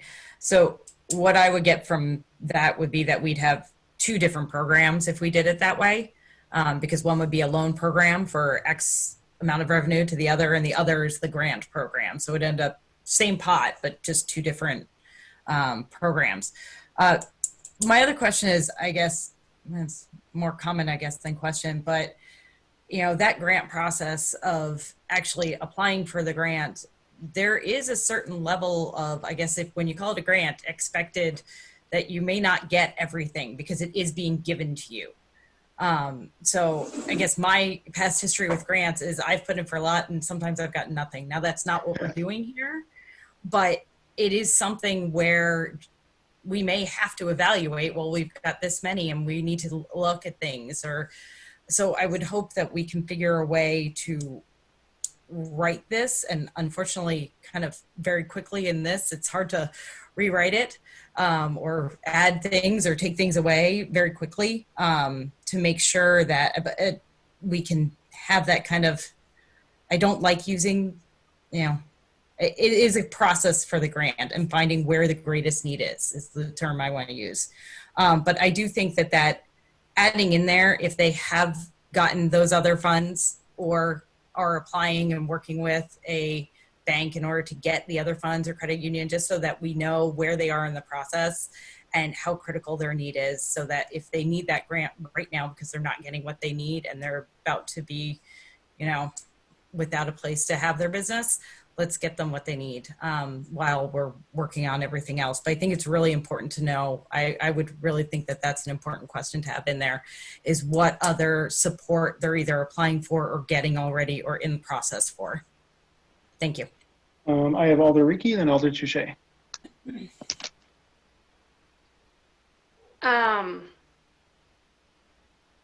I forgot what I was going to say because of just the comments that have been said since I raised my hand. I still think that we should leave it as is for now, because May 5th is a week away.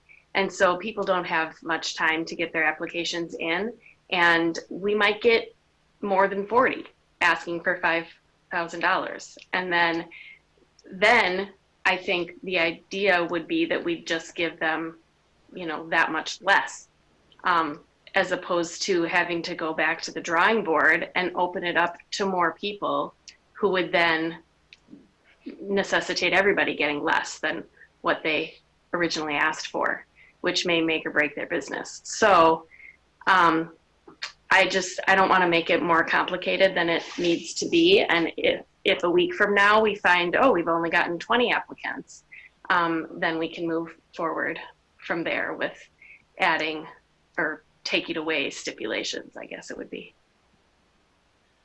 Alder Touche. Thank you. Alder Ricky, I can agree with the challenge of remembering your questions after so many people speaking. But I have 2 points.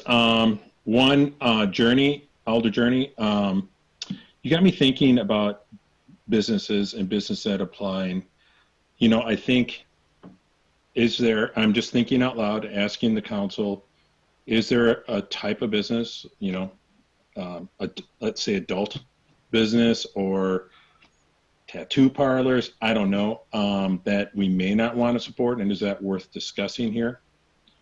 And then I really liked what Alder Posey kind of said as far as we don't have to give them the full grant amount. I think we evaluate the need, or we let the city evaluate the need. You know, if someone asks for 5 and we really question, well, do you really need all 5? I think Alder Posey is right. You know, maybe we give them 3 or whatever number that we feel is appropriate or the committee feels is appropriate. So I want to leave my open question to the council to discuss any ideas. I don't know any off the top of my head that we might not want to contribute funds to, but in the end, my preferences would be a Verona-owned business employing Verona residents. I really want to keep the money, the city's money, in the city. For me, those are like two high marks. If we were to rank, where money's going to go and why, that's a big part of it right there for me. Thank you. Finally, I'm comfortable leaving the criteria the way it is for now. If there's money left over, we open it up. Thank you. Before I entertain a motion or any other comments, I am going to use my privilege as chair to do a brief recess for 3 minutes because I really have to use the restroom. And so that'll give time for people to think of a motion if they want to keep it as it is or whatever, but I will be back in 3 minutes. So, and if you need to use the bathroom, now would be the time. Can we do that during regular? I'm going to need everybody. Yes.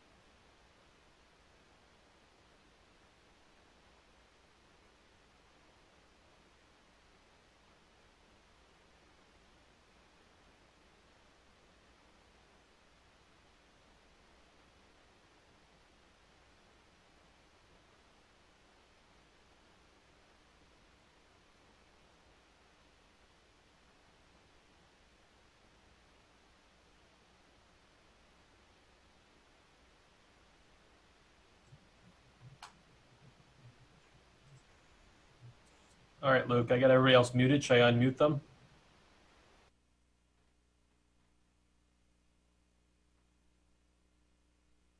Okay, give it a second. There's Heather.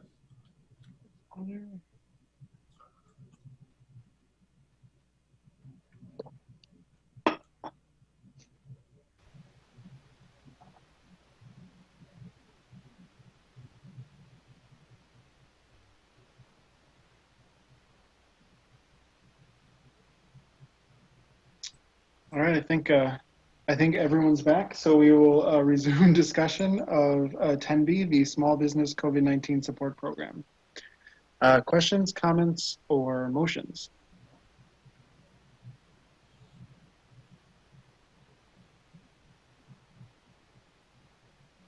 Alderiki.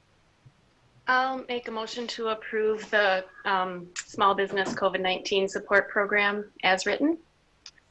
Motion by Alderiki. Is there a second? Seconded by Alder Kemp. Anything to add, Alderiki? Mr. Sayre? I know you guys had a bunch of potential changes to it, so I was taking notes as you went. I don't know if anyone wants to make any changes to it. I know the motion wasn't that worded that way, so I am ready to talk about those if people want to make changes. Motion by Alderiki, seconded by Alder Kemp. Anything to add on your motion, Alderiki?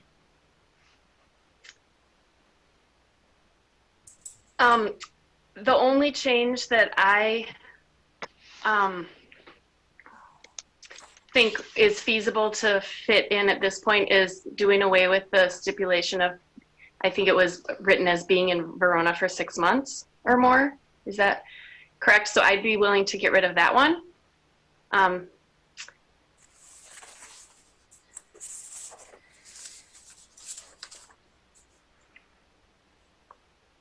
And then it looks like you also crossed out the managed a profitable business operation in 2019. That one I would be okay with deleting as well. I was just taking notes as the comments came up, and then we had one about ineligible expenses of trying to tie that back to a date to be consistent with the item above, where we had that March 1st, 2020 date. So we could add a note in there, maybe not where I put it, but someplace else, tying it to that date. And then the other note that I had was trying to get a question about what other financial support have you applied for or in the process of receiving, something similar to that as part of the question, to kind of get to if we have to start looking at other criteria, being able to use that in the future. So those are the notes I took. Is it necessary for me to amend my motion at this point? Nope, that's a motion. There's a motion before the body, so if people wanted to make motions to amend it, they could. So we can open it up to discussion if that works. Alderiki? That is great. Great. I had Alder Cronin, and then Yes. I'm not sure who else. I would be interested in amending the motion to also remove the established business by or before September 2019. I would also like to see the dates match, so the March 1st date for past due utility payments. And what was the last one? Yeah, including that question about whether they're applying for any other assistance. Alderiki. I just want to make sure with adding that number 5 there that there's not going to be too much clerical and decision-making work necessary for the staff to do in order to, because we haven't talked about what the answers to that question might entail and whether or not, I don't think that question needs to be added, I guess, is my bottom line. Mr. Sayre? I think a lot of people have applied for it. That was the impression I got from the chamber. Some people don't know. They haven't gotten answers on the program. I I think it depends on the question or by itself as kind of where I have it right now. It's more of just a information gathering type question. If you shifted that to a criteria, kind of in the first page here, if you move that to criteria, then it would create additional administrative kind of burden for us to try to weigh those. I mean, I guess it depends on what the council's feeling is. Is that a good thing or bad thing if they're potentially getting money from other sources? But I know a fair number have applied. I think last I heard, a fair number had not heard back if they're actually going to be getting any of that money. Did you have a follow-up, Alderiki? Yeah, I just don't think it should be included. I think it complicates things, and I think it makes it less subjective. Alder Posey?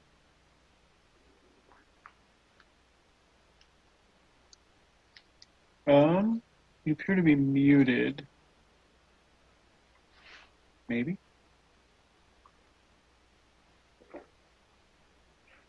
There. Yes. Can you hear me? Okay.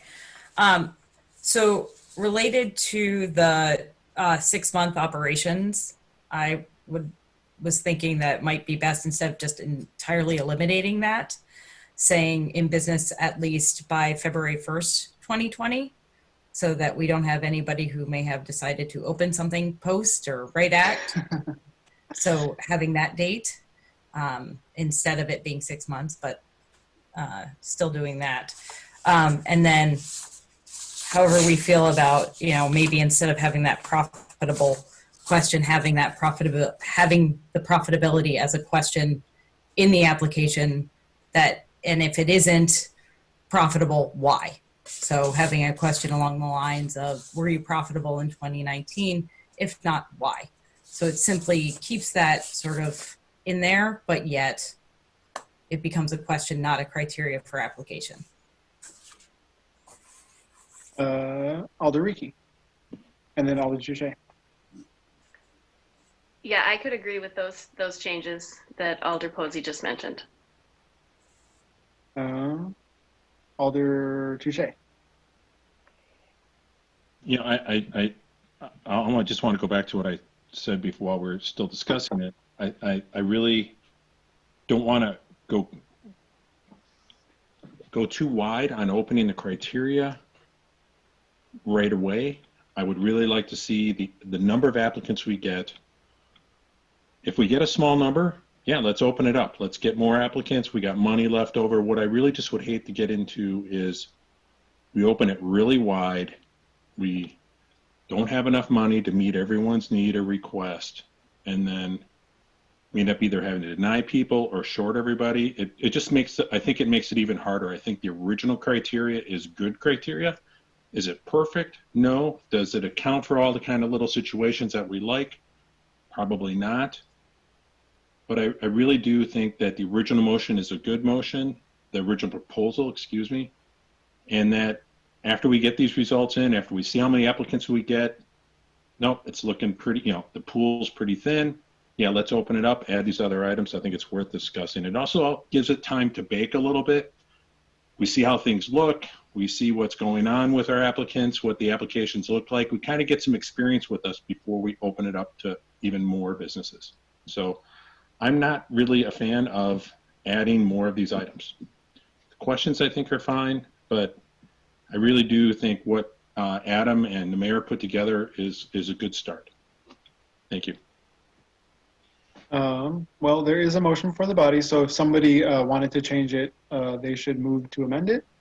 If nobody wants to change it, we can have the vote on it. So I will, I guess, or if anyone wants to speak, of course, they can do that as well. So questions, comments, Alder Kemp.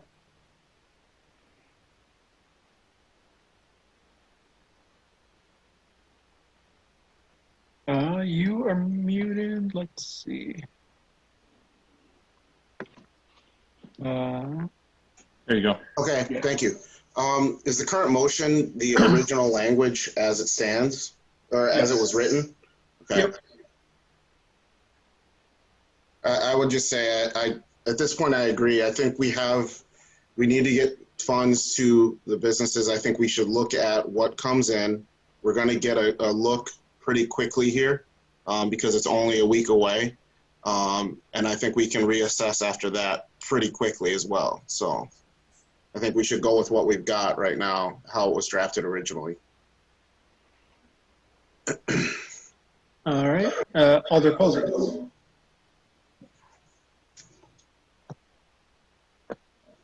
Oh,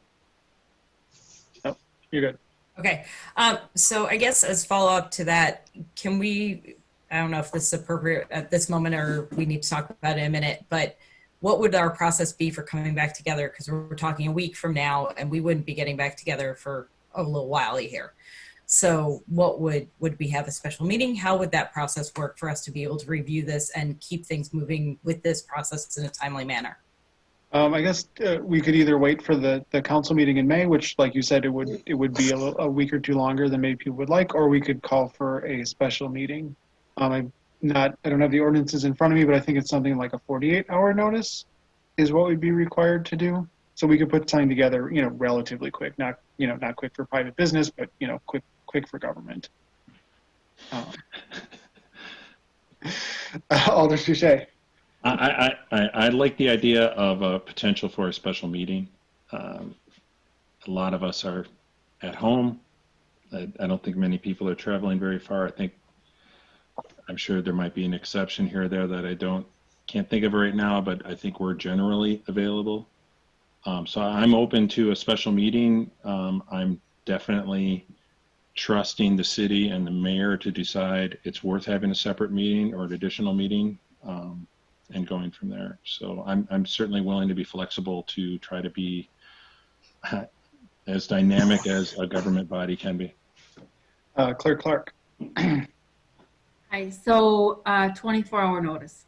24-hour notice. So even faster than I thought. So I guess Alder Journey.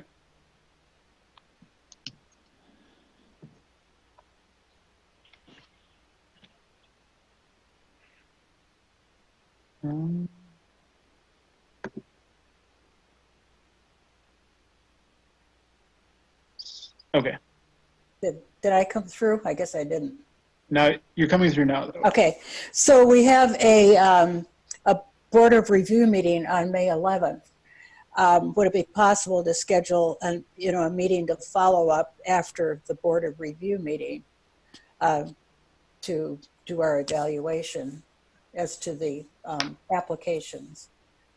Correct me if I'm wrong, but isn't that before the regular council meeting? Yes. Yeah. So I mean, like I said, if people wanted to wait 2 weeks, we could wait 2 weeks, or we could call a special meeting if we felt like there was a crisis. Okay. Alder Cronin.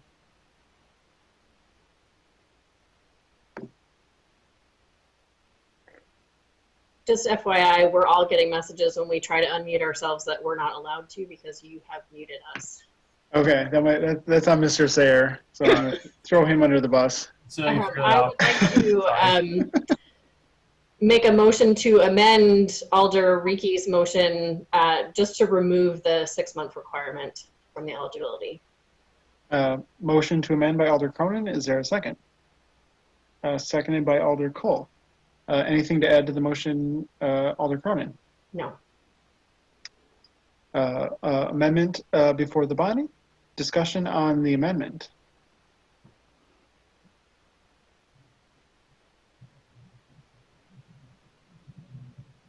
Seeing no further discussion, we will vote on the amendment, which would be to remove the 6-month requirement. If Clerk Clark would read the roll.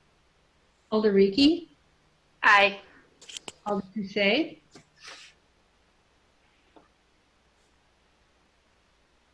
Alder Touche,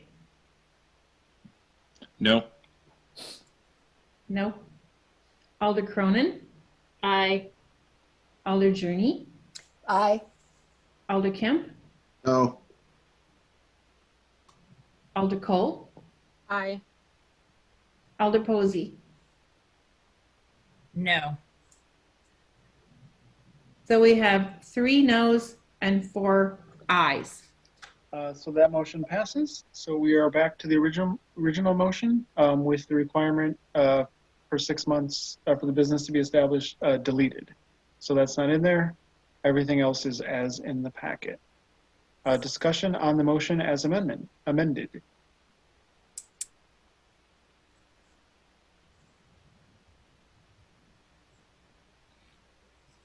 Going once. Going twice. Seeing no further discussion, if the clerk would read the roll on the motion as amended. Alder Touche, Aye. Alder Cronin, Aye. Alder Journey, Aye. Alder Kemp, Aye. Alder Cole, Aye. Alder Posey, Alder Ricky. Aye. And that motion passes. Excellent. Next, we'll move on to 10C, which is discussion and possible action regarding ordinance number 20-965, creating section 2-4-8G of the Code of Ordinances related to the City of Verona Small Business COVID-19 Support Program. Mr. Sayer. Once again, this just explicitly allows the council to adopt and establish that COVID support program, which you just voted on. It's a simple ordinance change that just gives you the authority to do what you just did. So that is a good thing. Questions, comments, motions? Alder Touche. How are we allowed to do this out of order? Mr. Sayer? How? Because you would have, if this would have been first, you would have talked about the program first, because the program is what you're talking about to do. So it is out of order, but your conversation then would have been out of order then. Love government. I'm good. Thank you. Alder Ricky. I just wanted to say, please keep your notes, Adam, for future reference. Thank you. Questions, comments, motions? Move approval. Motion by Alder Touche. Is there a second? Second. Seconded by Alder Posey, I think. Anything to add, Alder Touche? Nothing. Motion before the body. Questions, comments on the motion? Seeing none. All those in favor of ordinance number 20-965, creating section 2-4-8, paren G of the Code of Ordinances related to the City of Verona Small Business COVID-19 Support Program. Actually, sorry, we will read the roll on this. Clerk? Alder Cronin, Aye. Alder Journey, Aye. Alder Kemp, Aye. Alder Cole, Aye. Alder Posey, Aye. Alder Ricky, Aye. Alder Touche. Aye.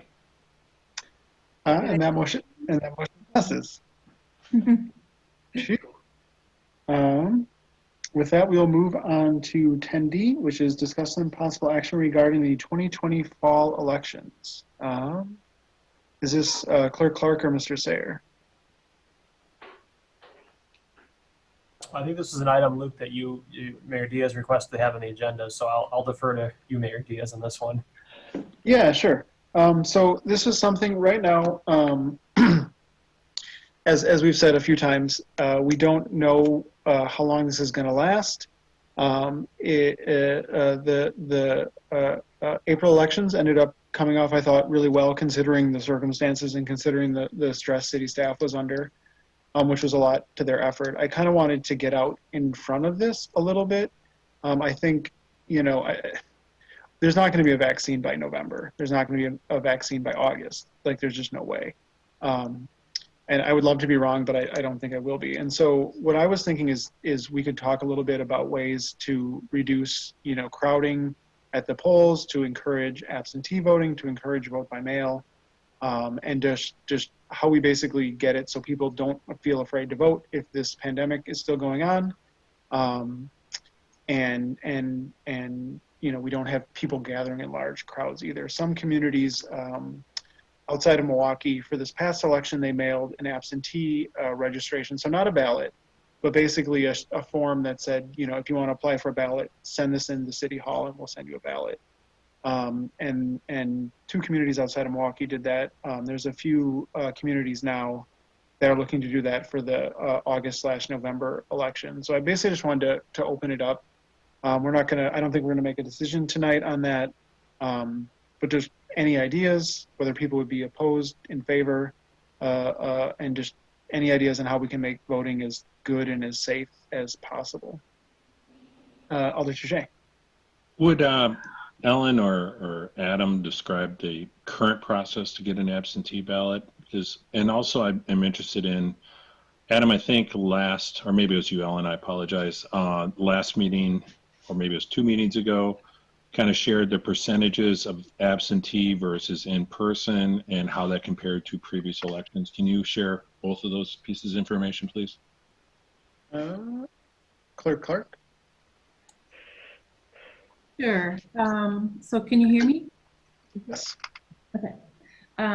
So it was about 80% absentee at this last election.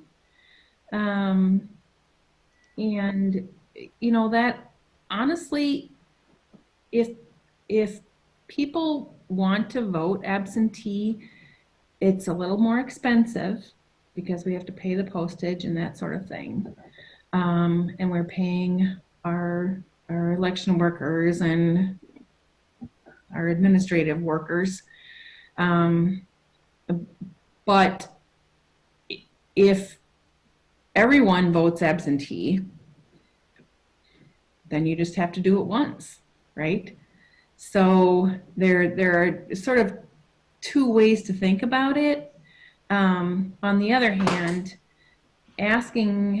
sending out requests for absentee ballots to everyone who is registered is sort of a double-edged sword because so many people have moved. Even if they've moved from apartment 101 to apartment 102, they have to re-register. And anything we send to them will come back to us. So I think versus sending out a paper request to everyone, it would be smarter for us to just ask everyone to please request an absentee ballot. And they can do that on myvote.gov. And those who are not able to do that because they need to, because you do need to have a proof of residence or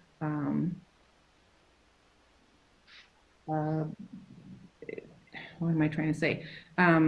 If you vote, you have to have an ID, right? Yeah. You have to do that whether you come in person or whether you vote absentee. And some people are not able to do that. They're not able to scan their photo ID.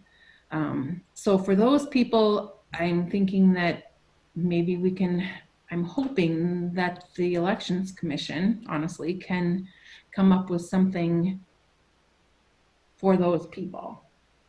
Because otherwise they're going to be disenfranchised. Otherwise, I don't think paper is the way to go. I think we just need to do a whole lot of work to encourage people to vote absentee and to do the WIS vote or the myvote.com because it's so easy, except for, like I said, people who can't necessarily scan or don't know how to scan their ID and that kind of thing. Questions? Let's see, I got Alder Touche, then Alder Cronin, then Alder Cole. Okay, so I'd asked a couple things, Ellen. So this year was 80%. What do we typically see? Maybe 15 or 20%. Let's just say 20%.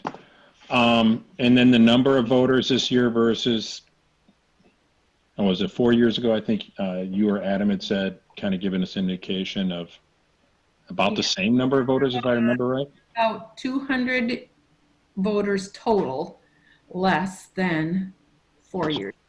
So 200 less out of 5,000. Yeah, about 5,100, almost 5,200. And of those, about 43, I don't have the numbers here, I'm sorry. That's a pretty small percentage drop. I mean, it's single digits. Yeah. Trying to do it in my head, but you know, I think it goes to show that a lot of people know how to vote absentee. I kind of agree with you on, I don't think sending out a mailer to remind them to vote, but I do think, and it's interesting, I have teenagers becoming adults. You know, I had one of them vote for the first time this spring. They had no clue. And I think there is definitely an opportunity to train and remind people how they can vote, how they can register, either going to My Vote or coming to City Hall and registering during that, I'll call it, what did you call that, where people could actually come in and vote early and as though they were absentee. I feel like that there's an opportunity at the city to advertise a little bit more on, like, look how easy it is, and you don't have to wait to the actual poll day, and really reduce the numbers. I felt like it was a very safe way to vote. That's how I voted. And it definitely kind of kept the crowds down. So, you know, that's my opinion. I really don't think we should be mailing more out. I'm very comfortable with the added expense of mailing out absentee ballots. I think that as someone who's lived overseas and lived in a foreign country that was not a democracy, I very much appreciate our democracy and what it means. And even though my voice is very small, it has impact. And I am part of our, part of our government, not only being an elected person, but I just say by voting, it's important that we all do it. So, my point is, I really think we just should be advertising more on how easy it is to vote. Thank you. Alder Cronin, then Alder Cole. So I have a couple of questions. The first one is, are we aware, are there any state statutes that would prohibit us from doing all vote by mail that we would run afoul of if we tried to do this? I think we would still have to offer in-person voting on election day. This would be more just mailing out the registration information. The two communities that did it outside of Milwaukee saw a couple percentage people more vote, but they didn't. I guess they didn't get sued. So. My second question would be: I know we had scheduled 2 dates, one at the library, one at the senior center, for people to have a longer window to vote early. And those both got canceled because those facilities were closed. And then I know, Ellen, you offered by appointment. Would that be something that we have the staff capacity to do more of if it were in the situation in August or November, where for those people who aren't going to be able to scan their ID, that they would still have an opportunity not to have to come to a public gathering place on election day? Absolutely, yeah, and that was the plan before the COVID came and we had to close everything down. But that's, yeah, we could do that at the senior center, we could do it at the library, we could do it at City Hall, and those were our plans. But again, because of COVID, we weren't able to do that. But on a normal day, yeah, sure, we could do that. And are you the only person who, when you had those by appointment only, was that only you that could do that? Or is that something that Kayla can do as well? Oh, no. We have several people who can do that. We can deputize people to do that for us. So they can it doesn't have to be me or Kayla. Normally we would be there at some point, during the day, but no, we have, they're called special voting deputies, and we can deputize them, and yeah, they can do that for us. So our election inspectors, and we have so many people who are so happy to help. We have such a great team. So we don't have any problem with that. Okay, thank you. Alder Cole. I just had a thought. I didn't know.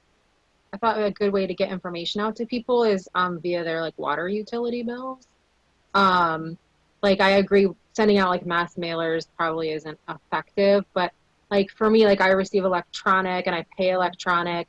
Like we could always send like reminders via email that way. But if there are still people who are receiving paper bills, maybe sending checks in, I don't know if there's even a way to data mine that, and if not, that's fine. But if there's a way to like put a little reminder or something, even not like a request form, just saying, hey, reminder, go to, my wisconsinvote.gov or whatever, in like a little paper reminder in with their utility bill.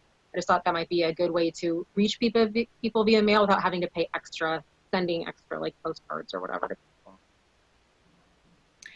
Yeah, and we have talked about that with the utility, with Kimberly in the utilities, and they actually now have a newsletter that they send out with the utility bills.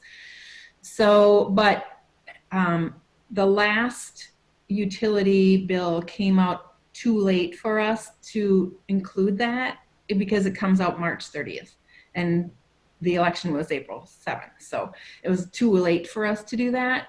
But yeah, we are planning to do that with the utility bills. Great. Any other questions or comments?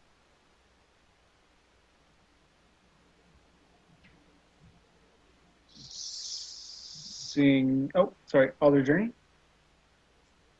So I'm just happy that we're talking about this now, and that it's a good thing, and that we keep up the conversation on a consistent basis and try to bring about as much public awareness as possible.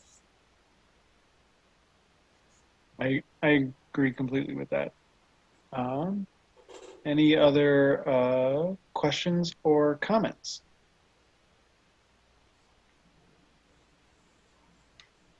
Seeing none, we'll as noted, we will probably be coming back to this again, and any ideas, thoughts people have to make it as easy and smooth as possible for Verona residents to vote, I would definitely like to hear them. With that, we are on item 11, which is adjournment. A motion to adjourn would be in order. So moved. Motion by Alder Touche. Is there a second? Second. Seconded by Alder Kemp. All those in favor of adjournment, say aye. Aye. Aye. Aye. Opposed, no. And we are adjourned at 9:18 p.m. Thank you all.